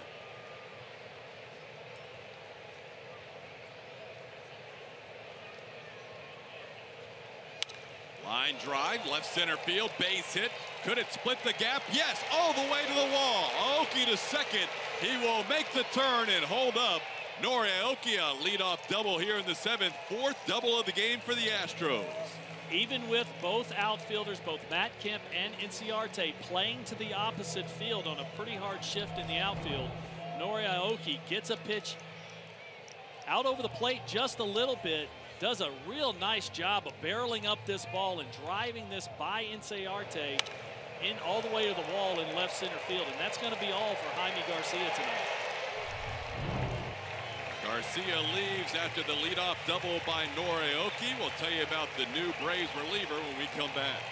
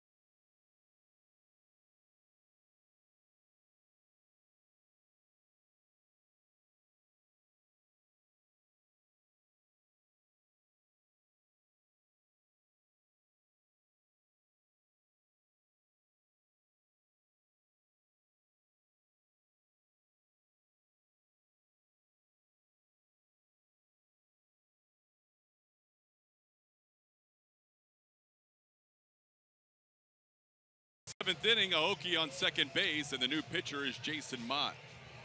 Jason Mott, 26-year-old right-hander, gave up a season-high 4 runs last night. That was on one swing to Josh Reddick, the grand slam late in the game. Fastball slider, or fastball cutter, and mostly cutter, especially to right-handed pitchers. Had Tommy John in 2013. The fastball really hasn't come back, has had to kind of reinvent himself throwing all those cut fastballs. ERA went from 1.78 to 3.08 with one swing of the bat last night from Josh Reddick. And he starts out George Springer with a pitch away for a ball 1-0. Springer faced Mott last night for the first time, had an infield hit. In fact, the 3 guys Mott will face here, Springer, Altuve, and Reddick, went single walk home run last night. Going righty versus righty in this scenario. Julia, was it exciting for George Springer to get his first steal of the year? His first steal, yes. So he comes off the field screaming, "I got one, I got one." And then he turned around and he said, "Me and Mac are tied." And so joyful. The smile on his face was huge as he said that. Of course, his teammates definitely knew what was going on. So lots of high fives and celebrating for George Springer's stolen base. So the only one now that is really a shocker is Correa doesn't have one. Yeah, Carlos hasn't even attempted a steal this year. So the high fives were going and Springer screaming, "I got one." Oh yeah, this place was a party over here for George.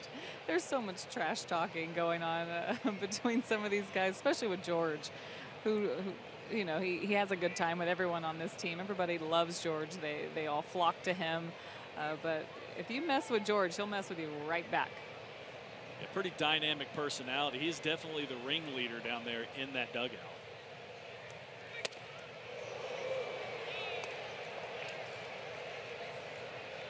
He being elected first time ever to the All-Star game was a big deal for him. You know, he's got a good support group with his family and his fiance, and so he was real quick to credit, you know, just how much they've done for him and getting him to this point. But you can tell it really meant a lot for him to be voted by the fans and to get this recognition, because he has worked so hard on so many different things, guys. Trying to break the tie with a single to center field, and he does. Norioki scores a run as Springer knocks in another. It's 5-4. Springer with 2 RBIs and 2 runs scored in this game. George Springer with his 3rd hit on the night, with a big fist pump after he rounds first base, knowing that he just broke this 4-all tie to give the Astros a 5-4 lead. Gets a fastball 94 miles an hour on the inside corner part of the plate. Hits the barrel of the bat, and we talked about it earlier, Todd. It just seems like every time he swings the bat, he's finding the barrel. I mean, the timing is just remarkable. Just does a nice job of not trying to hit that ball out of the ballpark. Just take the RBI up the middle. Astros regain the lead. Here's Jose Altuve. Altuve with a big swing, fouls one back.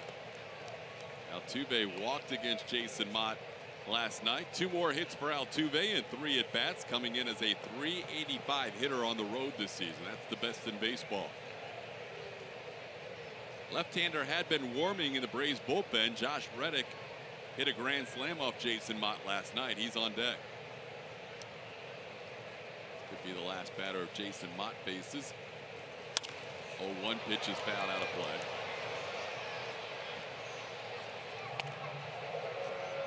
Altuve single and a stolen base, part of a double steal with George Springer in the 5th inning. Altuve 17, Springer's first. Jason Mott just wants to get these Houston Astros the heck out of town. Last night giving up a 4-spot, ERA going up almost 2 full runs with that grand slam from Reddick, and now giving up the lead here to Springer.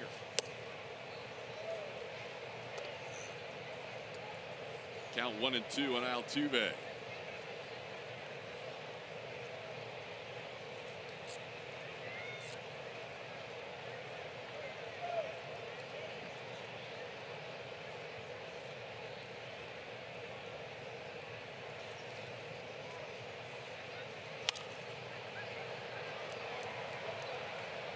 Prior to that game last night, Mott had only allowed 5 runs on the season, and 4 of them were on home runs. 4 home runs of the 5 runs allowed, and then he allows a grand slam. So the long ball has really plagued him this year, the few times he has allowed a run. Well, with the fastball cutter combination, everything is hard. So the hitter doesn't really have to guess about velocity. It's all about location. Pitch up and in. Springer going for another bag, and he has it. A straight steal, not a double steal. Now Springer with 2 on the game as he makes sure everybody in the dugout's aware he got his second. Jose Altuve taking a little bit of time to get up off the dirt there. Watch the hand, the right hand. So how many steals do you have now, George? I got 2. You know that was straight to Brian McCann. In scoring position now with nobody out. That pitch was way up and into Altuve. Ended up on his rear end. This one down, and Altuve, after being down in the count, now has worked the count full.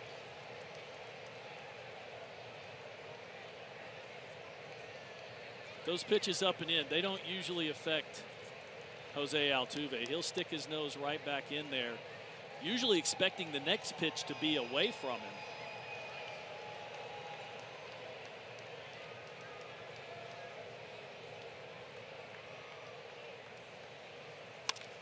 Into right center field. This ball is going to go all the way to the wall. Springer scores easily. Altuve to second. Astros lead 6-4.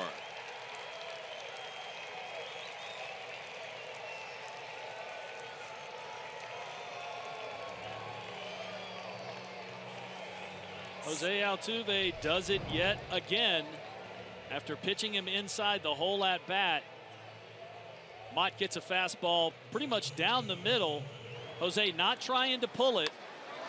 Stays inside it very nicely. Drives it all the way to the wall, right center field. You see Springer just coast into home plate. Houston Astros take a 6-4 lead, and that'll be it for Jason Mott. 5th double of the game, 12 in this series. The Astros lead 6-4. Back with more after this.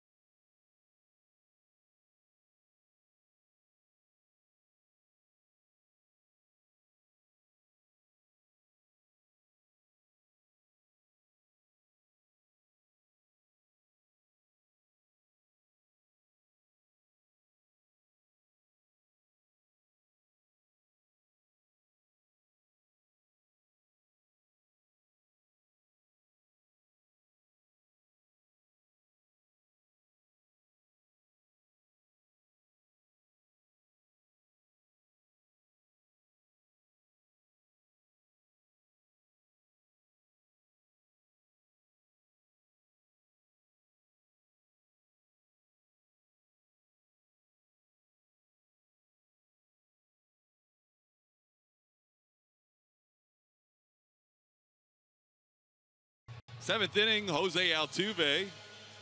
Johan Camargo having a little discussion. Astros taking a 2-run lead in this inning with a couple of doubles, and now the Braves go to the left-hander with Josh Reddick due up. It's Sam Freeman. 30-year-old left-handers, 4-seam, 2-seam fastball, both in the mid-90s. Has some control and command issues. Doesn't always throw strikes. Got 14 walks in 26 1/3 innings. He's got a good arm, but doesn't necessarily always know where that ball's going. Facing Josh Reddick. A lot of sliders against left-hand hitters, mostly fastball sliders when he faces a lefty. Reddick with a double for an RBI his last time up. He scored Altuve and Springer, 2 RBI double. Josh went 1 for 3 against Jaime Garcia, facing a left-hand pitcher for the 4th time tonight.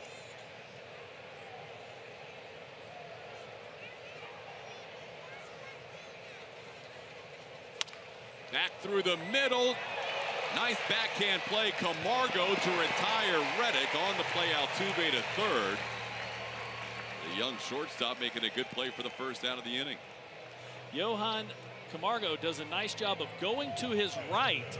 Now, yes, this ball is right up the middle, but they had the shift on. He was playing on the first base side of second base. Did a nice job ranging to his right, setting his feet. Nice strong throw across the infield to get Josh Reddick. Here's Evan Gattis with the infield drawn in. Runner on third base and 1 out. Gattis 1 for 3. Singled in the game's first run. Astros lead 6-4. Now that was a productive out for Reddick. He hit the ball behind Jose Altuve, so Altuve was able to take third base. You got a man on third now with less than 2 outs because of that ground out up the middle.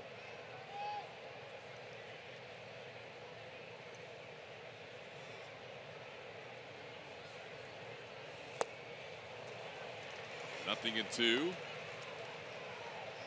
Sam Freeman just turned 30 a couple of weeks ago from Houston. Freeman is a fastball slider to lefties, mostly fastball split to right-handers, and that was the split finger fastball there. Guy's got a good arm, just hasn't been able to repeat those mechanics in his career. And Gattis with a good take. It's 1-2.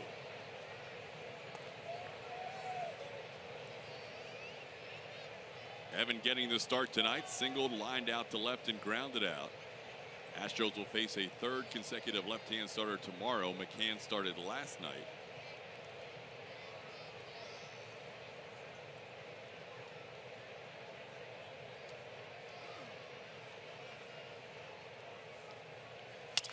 On the ground, and gloved by Freeman on the broken bat. Gattis retired, and Altuve had to stay at third.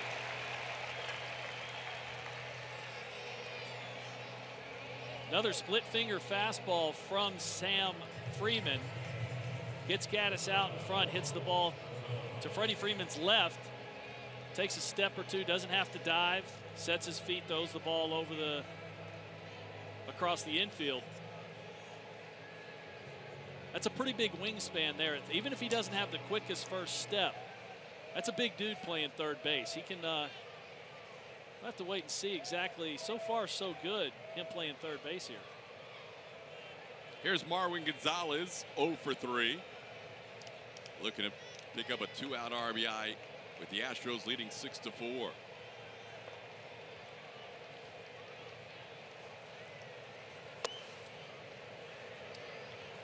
Freeman misses inside for ball 1. All of Marwin's at-bats tonight have been right-handed. Jason Mott just faced 2 hitters, Springer and Altuve. He allowed a single to George Springer, a stolen base, and a double by Jose Altuve. Second double of this inning. And the 5th double of the game for the Astros.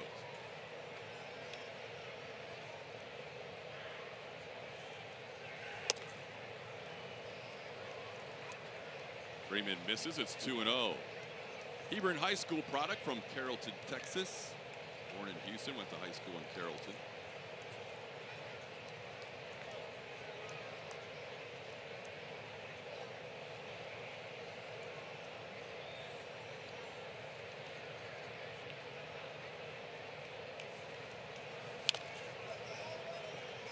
You know, the number of doubles the Astros are hitting right now is off the charts. When they hit 7 doubles Sunday, followed by 7 doubles in last night's game, it was since 1913, over 100 years ago, only the 12th team in Major League history to record back-to-back games of 7 or more doubles. And tonight, they have 5, still have a few at-bats to go. So we talk about the Astros' power, and power doesn't always mean driving the ball out of the ballpark. It's really, you know, extra base hits. And, you know, the Astros have just put the ball in the outfield, put the ball in the gaps, run hard out of the box. So they got a shot. There's a ball past the shortstop, Camargo into left field. 2-out RBI for Marwin. Astros lead 7-4.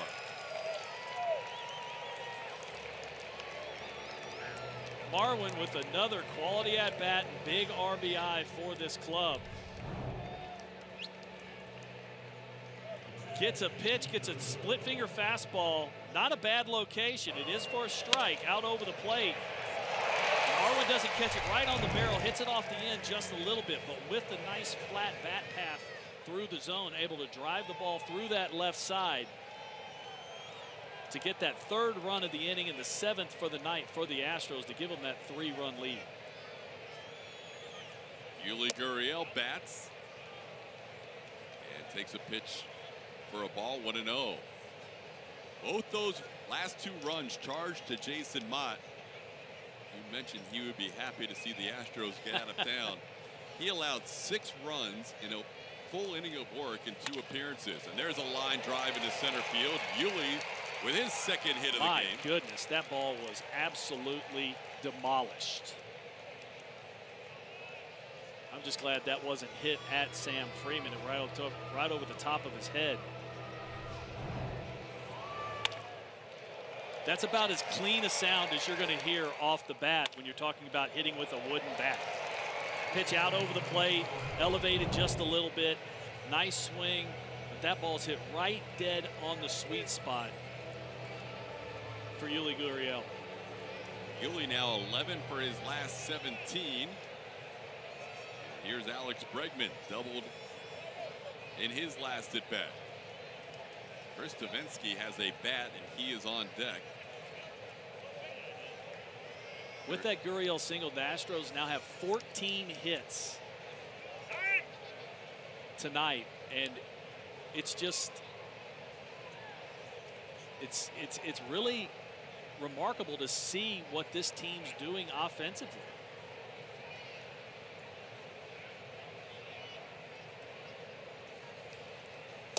In a perfect world for A.J. Hinch, Alex Bregman will drive in these runs, but if Chris Davinsky has to bat with the bases loaded, it could be of high comedic value.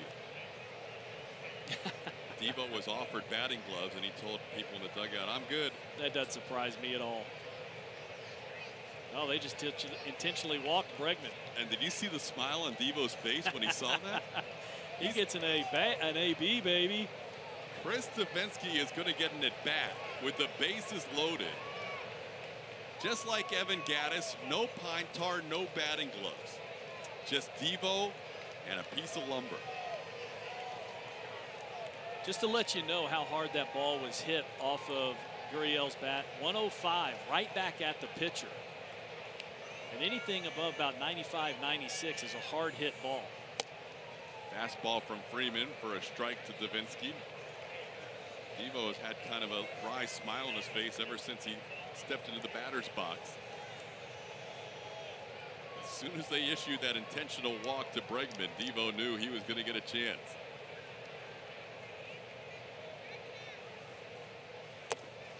In the dirt. Well, you know relievers are athletes. You know, with what Chris does on the mound, his ability to repeat his mechanics, he is an athlete. He cannot stop smiling.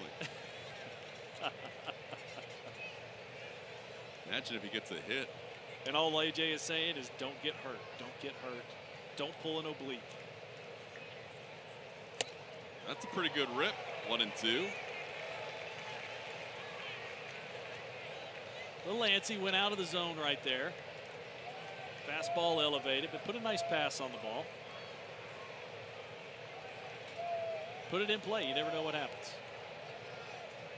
First career at bat for Chris Davinsky. And it comes with the bases loaded in a 7-4 game.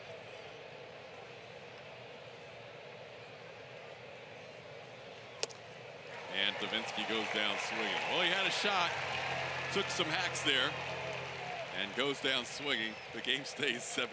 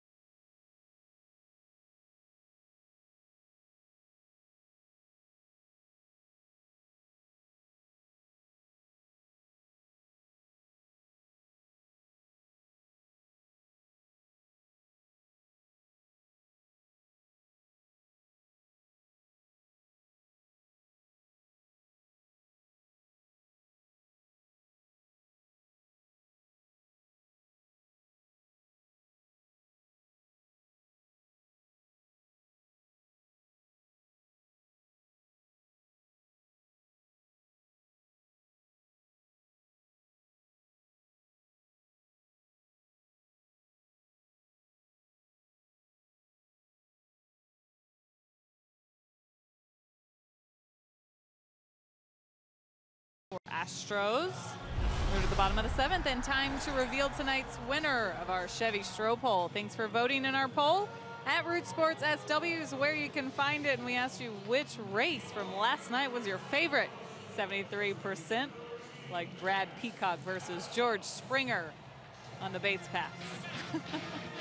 To no surprise. This was just Julie, you got classic. robbed. I did not. It's so good.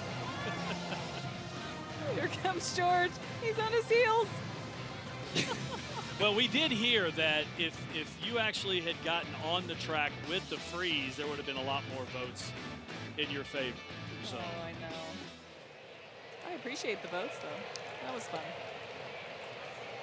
Well, you never know, Julia. I mean, interleague baseball every 3 years, right?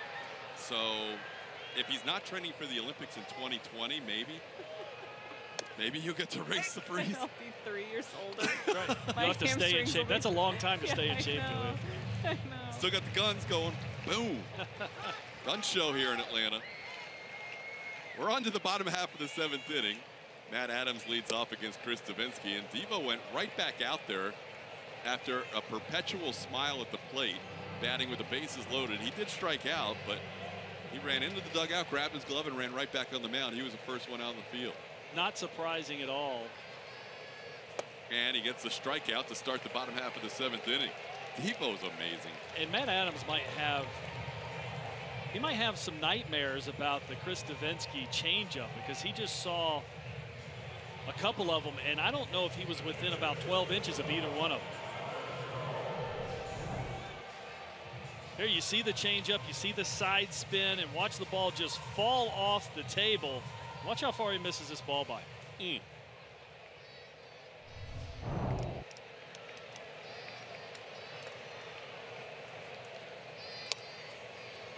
Breaking ball there to start the at-bat to Tyler Flowers. Flowers is the guy that got things going for the Braves in the bottom half of the 5th inning. He was down in the count 0-2. Musgrove had already struck out the first 2 hitters on 6 pitches. Had a chance at the 9-pitch immaculate inning, striking out all 3, but then Flowers doubled off the wall and right, actually singled off the wall and right. It was played nicely by George Springer. And then Johan Camargo doubled off the glove of Yuli Gurriel on a line drive.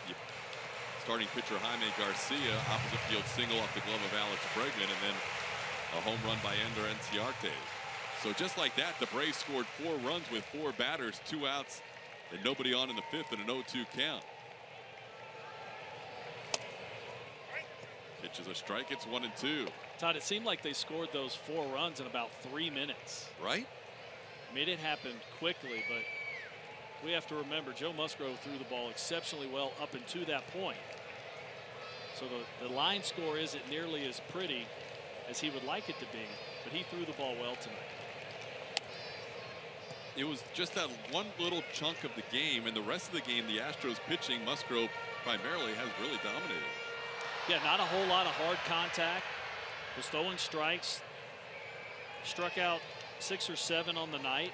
You know, threw the ball well, but just a few too many pitches on the plate. Wasn't able to get that 3rd out, and it's something we had talked about earlier, how he had struggled with putting teams away in an inning once he's gotten 2 strikes. That's been an issue for him this year. Pretty good AB here for Flowers. He has been impressive this year at the plate. 3-2 pitch, and he takes a pitch just missing outside, ball 4. So Davinsky with a 1-out walk to Tyler Flowers. Here's what Joe Musgrove did tonight.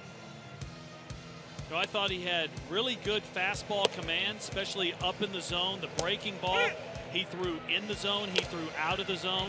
It was really just those few batters there in the 5th inning that got him in trouble. Gave up the 4 runs, but the Astros offense has covered that. Came back and scored 3 to take the lead here 7-4. Now Johan Camargo will bat. Devo, after getting ahead of the count 1-2 on Flowers, is now missed on the next 3 deliveries.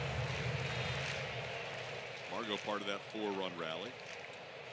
Jerry Lane behind the dish. I think he missed that last pitch. That looked like a fastball that caught the top part of the zone on the outside corner. But after the walk to Tyler Flowers, now Chris Davinsky working himself in a little bit of trouble here with a 2-0 count to Camargo. There you see the top part of the zone just catching the corner. Margo may have done Davinsky a favor there. That 2-0 pitch may have been outside the zone. Instead, he fouls it back. It's 2-1. Danny Santana waits on deck as a pinch hitter.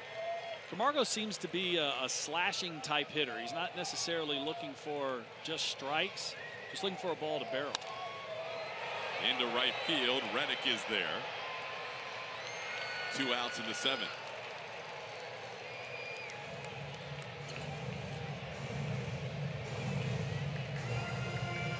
Santana will get a chance to pinch hit. He will pinch hit for the pitcher Sam Freeman with 2 outs and a runner on.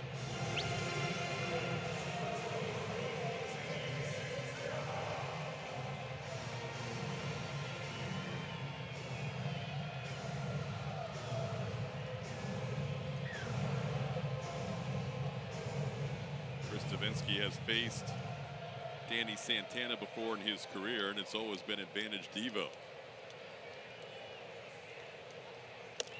That changeup seems to fool him. He has faced him 3 times and struck him out all 3 times. Well, Todd, with his command of that changeup and that low to mid-90s fastball, the success he has against left-handers is actually almost like he's a left-handed pitcher himself, because sometimes that changeup looks like a left-handed slider. You saw him, Santana, bail out on that last changeup. He leaned back on the first changeup. You could almost triple up here. His changeup has such lateral east and west movement that if he starts it inside, he can break it onto the plate. You can see that was absolutely no chance for Santana. 3 changeups to strike out Santana.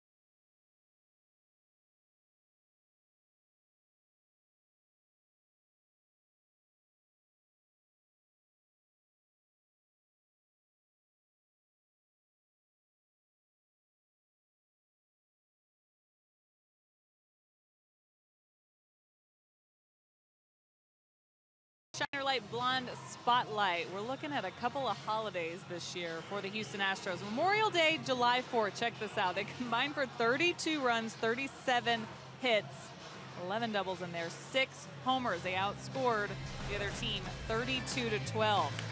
Memorial Day's game getting a lot of votes. Remember, that was back in Minnesota. They had 19 hits that day. They tied a season high yesterday with 19 hits here. But the 11-run inning is what a lot of fans will remember. That was unforgettable, that inning. They were trailing. They came back. Twins had, what, a 99% chance to win that game at that time to start that inning, but not against this 2017 Houston Astros club, who came back not only to take the lead, but to beat them 16-8 was the eventual final in that game. Incredible stuff. It's still unbelievable as I look back at those highlights, guys. The whole road season, Julia, has been incredible. As the pitch from Matt Wisler bounces to Nori Aoki. 7 runs tonight. That's about average. It is about average for them on the road. 6.8. 6.8. 6.85 coming into tonight. And especially those fireworks on those 2 holidays, as Julia mentioned, Memorial Day and 4th of July. Here's Nori Aoki. Taking a pitch outside for a ball, 2-0. Wisler just joined the team before the game. He was recalled from AAA Gwinnett. Arodys Vizcaíno went to the disabled list with a right index finger strain. So Wisler is recalled. 25-year-old right-hander Matt Wisler. He was a 7th-round draft pick by the San Diego Padres in 2011. He's fallen behind Aoki 3-1. Night last night filled with offensive fireworks. Josh Reddick provided the grand finale, if you will, with that slam, his 5th of his career. And a 5-pitch walk to Aoki. So Nori, since coming into the game, has been on base both times, a leadoff double, and now he's drawn a walk. And Nori started off that 3-run rally last inning in the 7th. Gets on base again here. And that's one of the reasons why Jeff Luhnow brought him on. Was, he is a guy that carries a high on-base percentage in his career. But I think they've been pleasantly surprised by how well he swings the bat. His ability to put the ball in play when the ball is in the zone. So here's George Springer. He's been on base another 3 times tonight. George has been on base 8 times in this series. He has scored 3 runs tonight after scoring 3 runs last night. He is up to 70 runs on the season.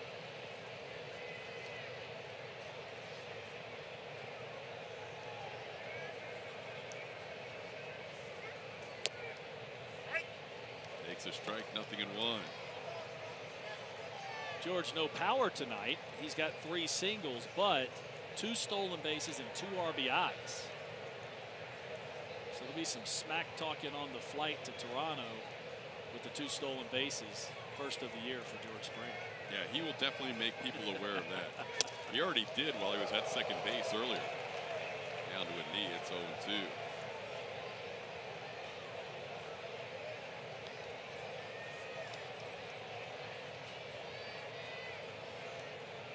Six runs scored in this series. George is fastly approaching Aaron Judge in that category. George takes a pitch down low. It's 1-2. Yeah, George made sure he flashed the sign 2 fingers, kind of like the hook 'em horn sign, making sure that people in the dugout knew that yes, he does have 2 steals, not only in this game but on the season, passing Brian McCann in that big category. With these 3 hits from George Springer, he's actually elevated his batting average above 300 now to 301. And Yuli's reached 300 because he's 2 for 4 tonight. So you have Springer, Reddick, Altuve. No Carlos Correa tonight, nursing a little bit of a sore thumb, but he could have played. Marwin Gonzalez, Yuli Gurriel. 5 of the first 6 hitters in the lineup hitting 300 or better. There goes the runner Aoki, swing and a miss. The throw is not in time. Aoki has a steal. For Nori, that'll be his 5th steal of the year.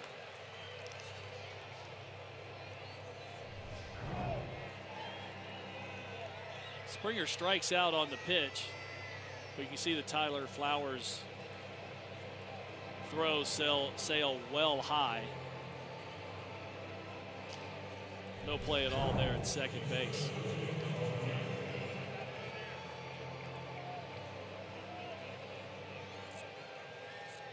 Here's Jose Altuve.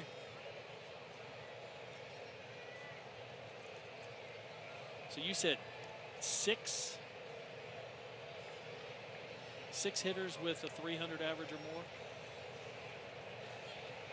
Well, 5 of the first 6 in the lineup now. If Carlos Correa was in there. Okay, that would be your 6th. That would be the 6th. Right now, Springer, even with that strikeout, down to an even 300. Altuve's at 335. Reddick's at 312. If Correa was in the lineup, he's at 320. Marwin's at 316, and Yuli's at an even 300 with his 2-hit night. Altuve into center field. Enciarte, a very good defensive player, won the Gold Glove last year, tracks that one down. Aoki will tag and move to third, 2 outs. The ball gets away momentarily from Phillips, but not far enough for Aoki to advance.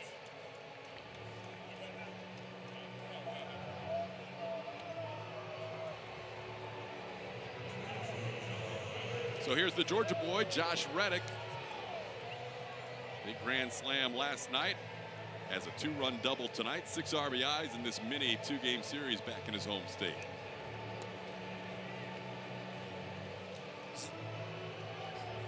A lot of players, when they come home, they actually struggle. You know, whether it's dealing with family and tickets and everyone pulling at you off the field, but that hasn't been the case for Josh Reddick. He's played extremely well over this little short 2-game series. Strike called.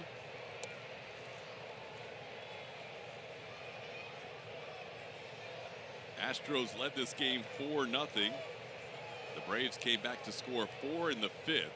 Out of nowhere, 2 outs, nobody on. And Houston put 3 more back on the board in the top half of the 7th inning. RBIs by George Springer, Jose Altuve, and Marwin Gonzalez, giving the Astros a 3-run lead.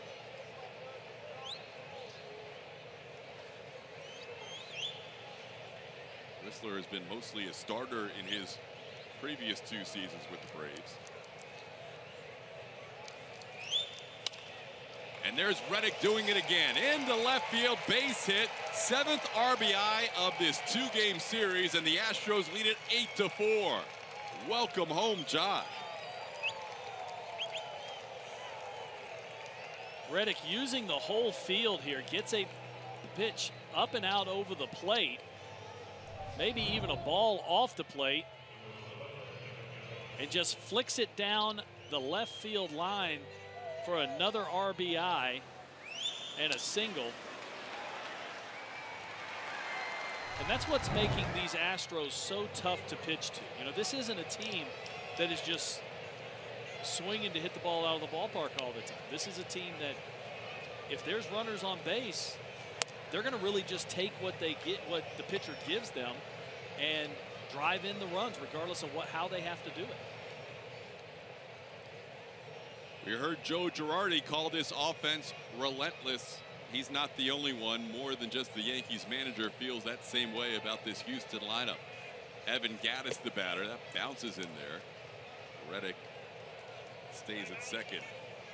It's time for me to get the calculator back out. We did this last night with the Astros moving up to 6.85 runs per game with their 16-run outburst. That's over 39 games on the year.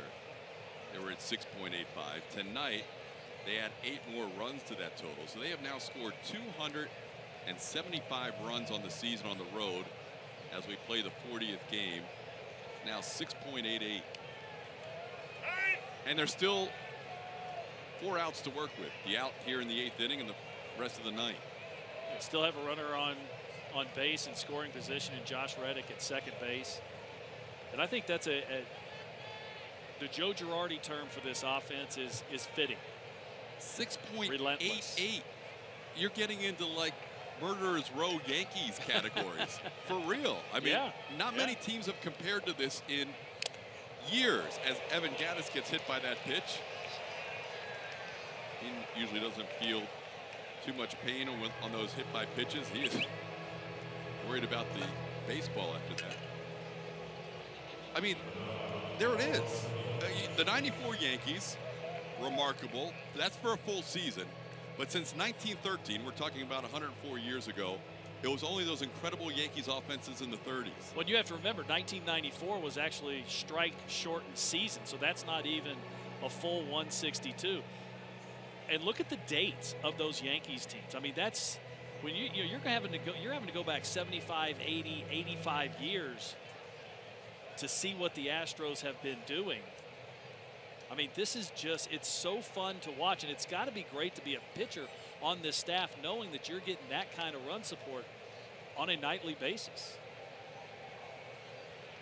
When this road trip started, they were at 6.6, and you're thinking, man, 6.6 runs a game, and here they are at 6.88. It just keeps going up. Here's Marwin Gonzalez. If only Chris Davinsky could hit. That's right. We could be looking at a all double on Chris Davinsky. batter with the bases loaded as in the last inning. There's a pitch outside. Devo can do everything else, but the joy of watching him bat with the bases loaded was one of the better moments tonight. He sure had a smile on his face, but once he struck out, he got back to the dugout in a hurry and got back to where he knows he's good, and that's on the mound. First major league at bat of Chris Davinsky's career. Game tonight. By the way, Todd, in this short 2-game series so far that we're not quite done with, Astros have 34 hits. Wow. And 24 runs. And it's 2-1 on Marwin. That's the pitch, or that is a pitch that Marwin may have offered at last year, but his zone control has been so much better. You know, what I'm seeing from Marwin more than anything else is how quiet and slow the game is to him now. I felt like last year and in previous years where he wasn't getting as much playing time, he looked like as soon as the pitcher would separate his hands, he was swinging at pitches. He had already predetermined that he was hacking.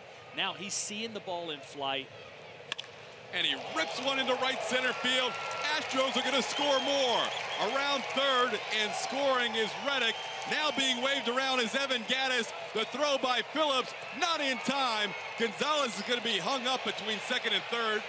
And the Braves try and put a tag on. Marwin trying to get an interference call. Marwin's out, but he gets a 2 RBI double, and the Astros are leading this game 10-4. The inning is over. We'll recap that play when we come back.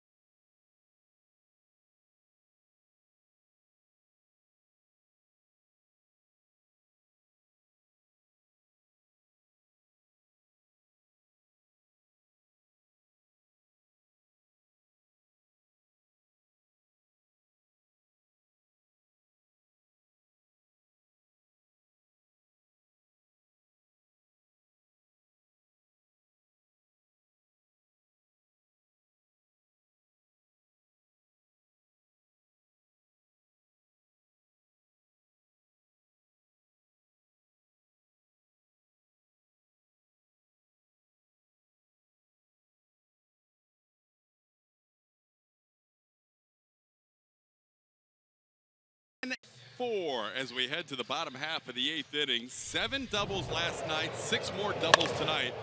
Last one for Marwin Gonzalez. That was another one of those very crisp sounding hits. with Marwin Gonzalez catching the ball right on the sweet spot. Another pitch elevated up and out over the plate, driving in 2, then gets in the rundown, tries to get Freddie Freeman on a little bit of an interference, but you know, that just we were talking before the break, before the hit, about how quiet he is at the plate and how many times he's been able to square the ball. And that's exactly what he did for us, and just driving the ball into the right center field gap with a great swing and nice result. 2 RBIs with 2 outs. Well, here's the situation. Up 6, bottom half of the 8th inning, where Will Harris is going to get a chance to pitch. Normally, this is not his spot. He'll deal with the top of the order, but the reality is he was already warm and ready to go before that little rally there late. And he hasn't pitched since Saturday. You know, going into a 4-game series, the one thing that AJ has to really try and keep an eye on isn't just how much they're working, how much they're not working. On the ground to short, Marwin is there. And that's out number 1. You know, relievers are used to getting consistent work. And most relievers just don't like to sit down there for 4 or 5 days in a row. They like to get that consistent work to keep their mechanics together, to keep the feel for the breaking ball. So I think this is a good idea, after not pitching for a few days, getting Will in there to get ready for the Toronto Blue Jays over the weekend. Here's Brandon Phillips. 1 out, nobody on. Astros with a big 3-run 7th, followed by a big 3-run 8th. For you, what was the time down before you were kind of feeling like you needed to get back in there? I came to the ballpark every day wanting to pitch and expecting to pitch. But if I had more than about 3 days off, my mechanics would suffer. You know, I was not. Line drive to Reddick. I was not one of those guys that could sit down there. You know, Mariano Rivera, the best closer of all time, he could sit down there for a week and come out after that and dominate. Mechanics are together, moving the ball around, velocity's there. Most relievers aren't like that. They're used to consistent work. They need to be out on the field. Mariano is just a freak of nature. Yeah, he was, like you said, he was different than almost any pitcher you'll ever see. It was funny. They would call down and they would actually ask him, you know, later in his career, do you want an inning? And he would look at the bullpen pitching coach and just go, no. Just, it was that simple. Yeah. No, I'm good. I'm good. You haven't pitched in 5 days, but hey, I'm Mariano Rivera. I can do what I want. Not going to argue with that guy with those results. Here's Freddie Freeman. Freeman is 1 for 3 tonight. Well, the home road splits have been interesting for both Will Harris, Luke Gregerson, and really Ken Giles, the 3 guys in the back end of the bullpen. For Harris and Gregerson, much better on the road than at home. And for Ken Giles, he has been lights out at Minute Maid Park. Doesn't make a whole lot of sense. I mean, if there was something you could put your finger on, you would change it. You know, a lot of it's just luck of the draw. But I had a situation one time, to go back to the workload, that due to certain situations, I hadn't pitched in about a week. And Joe Torre puts me in the game, get an out or two, you know, pitch well. He comes out to take the ball because the inning's not over yet, and he sticks his hands out.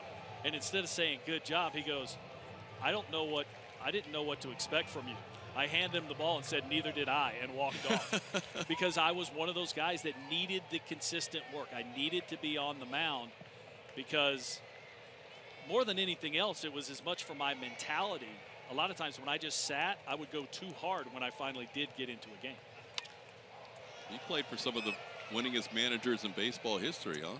I've been blessed way more than I deserved. Yes, Bobby Cox, Joe Torre, and several very good managers in between. But you know, both of those guys, Hall of Famers.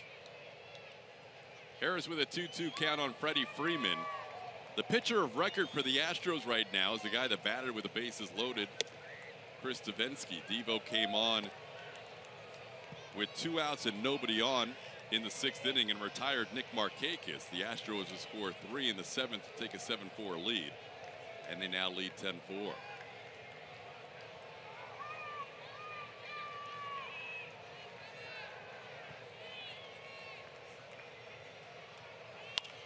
was one of those where A.J. Hinch, even though Musgrove had struck out Markakis the first 2 at-bats, felt like Joe had worked pretty hard through that previous inning when he gave up the 4 runs and just did not want Musgrove to give anything up at that point, even though the bases were empty. Well, and Musgrove much better against right-handers than left-handers, and Chris Davinsky, it's like he's a left-handed pitcher with that changeup. So he brought him in, did a nice job against Markakis. Freeman's 2 for 4 tonight with a base hit to center field. Braves fans, if nothing else in this series, have enjoyed the return of Freddie Freeman. There are still 2 All-Stars yet to be announced, and you can vote to determine who will fill that final AL and NL roster spot. Visit MLB.com/vote and cast your 2017 Esurance MLB All-Star Game final vote through 5 p.m. Central tomorrow night. So down to the final 24 hours in that vote. Last I saw, that vote was getting pretty close. Mike Moustakas was leading in the American League. Moustakas will be participating in the Home Run Derby. It's going to be interesting to see what Kansas City does come the trade deadline. A team that has struggled this year and has 4 or 5 free agents come the end of the season. Hosmer and Moustakas are 2 of them. They're right in the mix right now for that second wild card. They've been playing better, winning 3 in a row coming into today. KC trailing in Seattle 5-4. A lot of runs scored at Safeco Field early on in that game. Yeah, but the question in that situation is that second wild card worth letting these guys play through the season and not getting much in return? Lorenzo Cain is another one. I mean, you're talking about the real core of this team is going to be free agents. Ball into shallow right center field. Reddick comes on, has to play it on a hop. Freeman will move to third. Matt Kemp, a little flare single to right. Kemp's first hit of this game and his first hit of the series keeps this inning alive. Looked like Will Harris was going inside. That's a breaking ball, actually, and that one just kind of spun. Matt Kemp, nice job of staying inside. That didn't hit it overly hard, but got it in between Springer and Reddick in right center field. Nick Markakis will face Harris.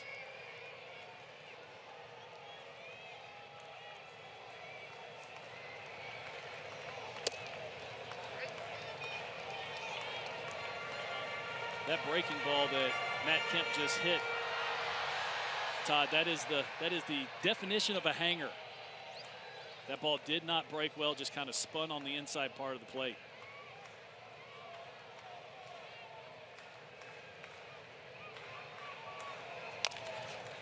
Back to Will Harris. The former infielder makes the play easily, and that'll do it.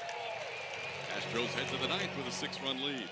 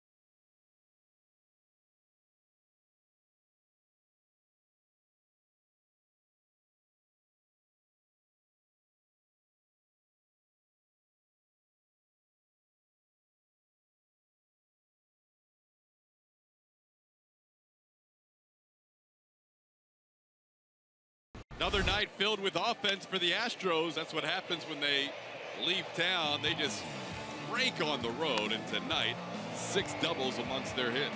Hey Todd, it hasn't been all to the pull field. It hasn't been all to the opposite field. It's been a combination of these hitters using the whole field. And you know, there have been some hard hit balls. There have been some balls that have found holes. But more than anything else, what they've done is they've put the ball in play and just trusted their ability to do just that. And they've gotten crazy results with all this. You see 16 hits and 10 runs tonight. That's 35 hits over the last 2 nights. 35 hits and 29 runs. You like your chances to win when you put up that kind of offense? Goodness gracious. Yuli Gurriel takes a pitch inside from Whistler. It's 2-0. Yuli has a couple of hits tonight. He has 2 singles. If the Astros pick up another double, they'll do something that hasn't happened except for one other time in the last 104 years. And that is 3 straight games of 7 doubles or more. Wow. The 1999 Indians did it. And right now, the Astros total over these last 3 games is the 4th most in Major League Baseball history and the 2nd most in the last 86 years. 20 doubles over the last 3 games. That 3-0 pitch is a called strike. Really almost got a rare walk as Matt Whistler pitches his 2nd inning of work.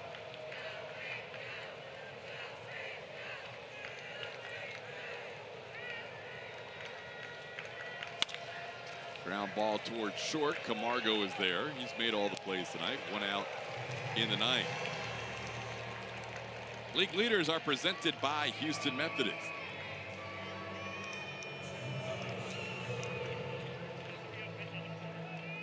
They are more than double in run differential better than the next closest team. The Boston Red Sox are a plus 45. The Astros, including tonight, have scored 200, or going into tonight, have scored 267 runs. So they were plus 101. Right now, if the game ended like this, they'd be plus 107. Todd, run differential can be a little misleading. It's not a number that you can look at and say, okay, just because this number is good, they've been doing a nice job. You have to look at the bigger picture. But to me, what really jumped out was the gap between 1st and 2nd. I mean, they've more than doubled the Boston Red Sox. And that just shows how prolific this offense has been. Scoring runs, driving in. It's really been just a blast to sit and watch these guys. And I can't wait to see where they are by the time we get to the end of September going into October. And occasionally there's an outlier. Last year the Rangers were able to put up great winning percentage despite a run differential that wasn't as strong. And this year the Minnesota Twins are hanging around the Cleveland Indians, even though their run differential is not even close to Cleveland's. But for the most part, usually the better teams are dominating that category. Just not dominating with a triple-digit number in 100. Popped high in the air off the bat of Bregman into shallow center field. Inciarte and Phillips converge, and it's Brandon who takes it for out number 2. But I mean, you can have a team that has a tendency to score a lot of runs on any particular day, and then then struggle for a couple days. So it's you have to look at some other numbers. It's always good to have a positive run differential, but to have, again, we're not talking about a season here. We're talking about 85 games, and they're 100 games over in the run differential. Carlos Beltran gets his first at bat in this Atlanta series, and nice for Carlos to get a chance here because A, he may not play here in Atlanta again, and B, this is a guy that has the best OPS in the history of Turner Field. Better than any Atlanta Brave, better than any other visiting player. 1,004 OPS at Turner Field. So he likes hitting in this city. One thing about Atlanta, especially when it starts heating up, the ball does fly. Fulton County Stadium was known as the launching pad. And it was because there were a lot of home runs hit there, but it was also the highest elevation city in all the big leagues prior to Coors Field in Colorado. So the ball has a tendency, especially when it heats up, to fly. And we've seen the ball fly around this new ballpark here. As beautiful as it is, it does seem to be hitter friendly. It's not a city that was very kind to the Astros prior to this series. Final 20 years at Turner Field, the Astros were just 17-34. Beltran hits one pretty hard, but it's up in the air, and that means Enciarte, who covers all kind of ground, will have a chance to make a play on it. And he does. 1, 2, 3, top half of the ninth. Astros up 6.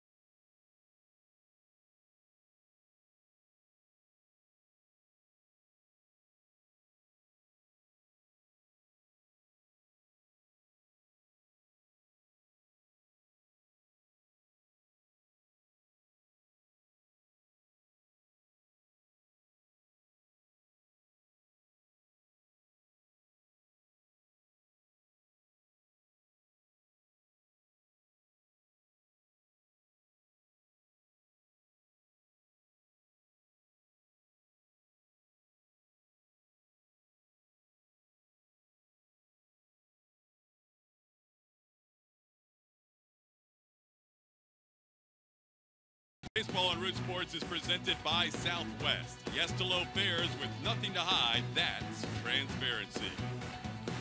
And by Toyota. Let's go places. Astros were happy to go to Atlanta to enjoy this new stadium in beautiful Cobb County, Georgia, not far from downtown Atlanta. And they'll also be going places tonight after the game. They're heading out into the country, taking on the Toronto Blue Jays for 4, beginning tomorrow. New pitcher for the Astros in the bottom half of the ninth inning is Tony Sipp. 34-year-old left-hander hasn't pitched since last Saturday, has pitched much better as of late. And we're starting to see him be a little more trusted by A.J. Hinch, getting to pitch in some tighter ball games. This isn't actually one of him, but he hasn't pitched in a few days, so get him in there. Again, getting ready for that weekend series up in Toronto against the Blue Jays. Astros will play 4 against the Jays beginning tomorrow night. Day games on Saturday and Sunday. And then a lot of guys looking forward to that 4-day All-Star break. First pitch that Matt Adams sees as he drives one to right field. It's hooked. Home run distance, but foul. You know, to finish our thought on the run differential stat, but the other side of that is you have to have a pitching staff that's getting guys out, that aren't giving up a lot of base runners, also a lot of runs. So it really shows that both sides, the offense and the pitching, has done a pretty nice job. Adams 0 for 3 tonight. Came in with an OPS of 961 here at SunTrust Park, the best on the Braves roster. With a win tonight, the Angels won earlier tonight. The Angels had lost 3 in a row, the Mariners had lost 2 in a row, and the Rangers had lost 3 in a row. The Astros led by 16 games coming in to today's play. The Angels won, winning 2-1 in Minnesota. If this 6-run lead holds up, the Astros will maintain their largest lead in franchise history of 16 games. Stephen King was wondering, what's the largest All-Star break lead ever? And the Astros right now are in rare company. They have the 2nd largest lead ever if that 16-game lead holds. 14.5 is currently the 2nd biggest lead. Yeah, the largest is the 2001 Mariners at 19. So they're in shouting distance. But this doesn't take away anything of what the Astros have done here in 2017. You know, those numbers have a lot to do with also the division that you play in. And, you know, this American League Western Division was supposed to be a better division. You know, the Rangers were supposed to be good. The Seattle Mariners were supposed to be good. If the Angels were supposed to get any pitching with all that young pitching, they had a chance of being good, and it just simply hasn't worked out for the other teams. Now you have to remember the Astros have also played very well inside their division to hold those teams down. Tyler Flowers, the batter. The Astros had, coming into tonight, not only that 16-game lead, a comebacker to Tony Sipp. Astros 1 out away from a victory. Not only did they have that 16-game lead, the next best record in the American League belonged to the Boston Red Sox, and they've been playing great baseball. They've won 6 in a row.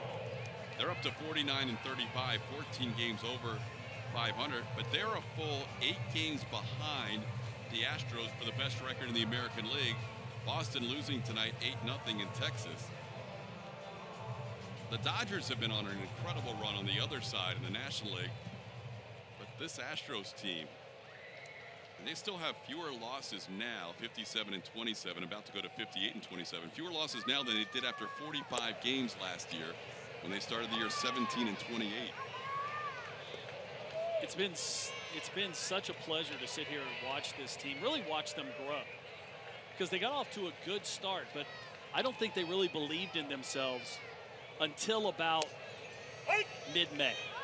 And then around mid-May, you started seeing the team not just rely and have confidence in themselves. You saw this team really starting to buy into what everybody else was doing.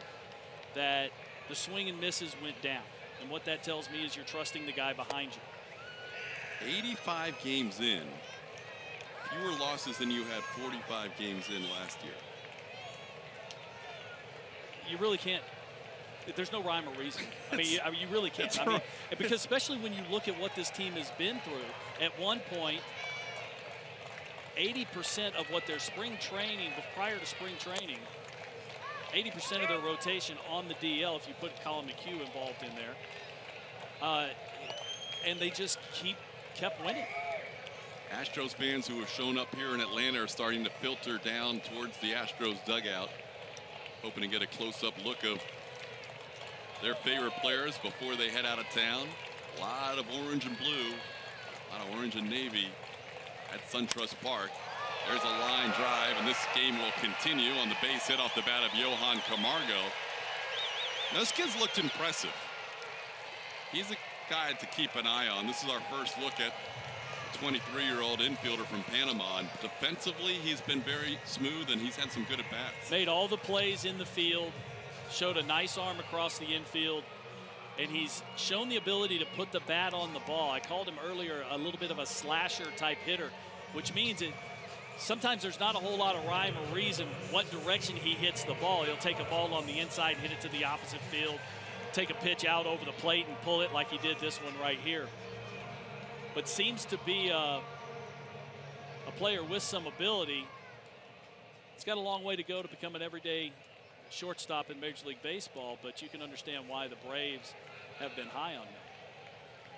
Now Sipp will face a pinch hitter. Lane Adams get a chance to pinch hit.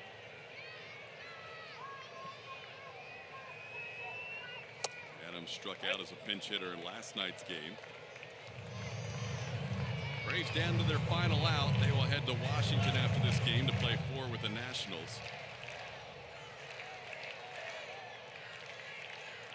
Nationals have the second biggest lead in baseball, starting tonight's play with a 9-game lead over these Atlanta Braves.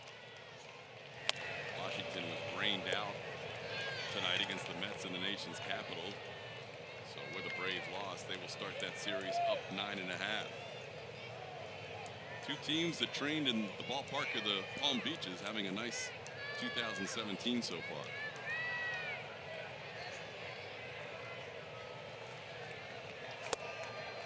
Sipp ahead of the count, 1-2. Tony Sipp trying to close things out. Will Harris pitched the 8th. Chris Davinsky an inning and a third.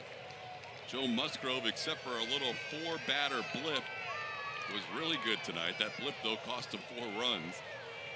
And the Astros offense doing their thing on the road. They're up to averaging 6.925 runs per game on the season on the road. And that is the ball game.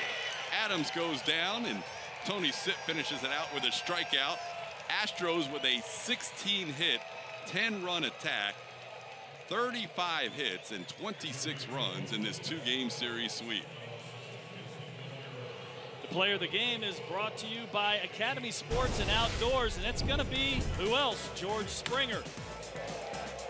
George just having an incredible 2-game series, an incredible run, getting his average up over 300, 3 for 5 tonight.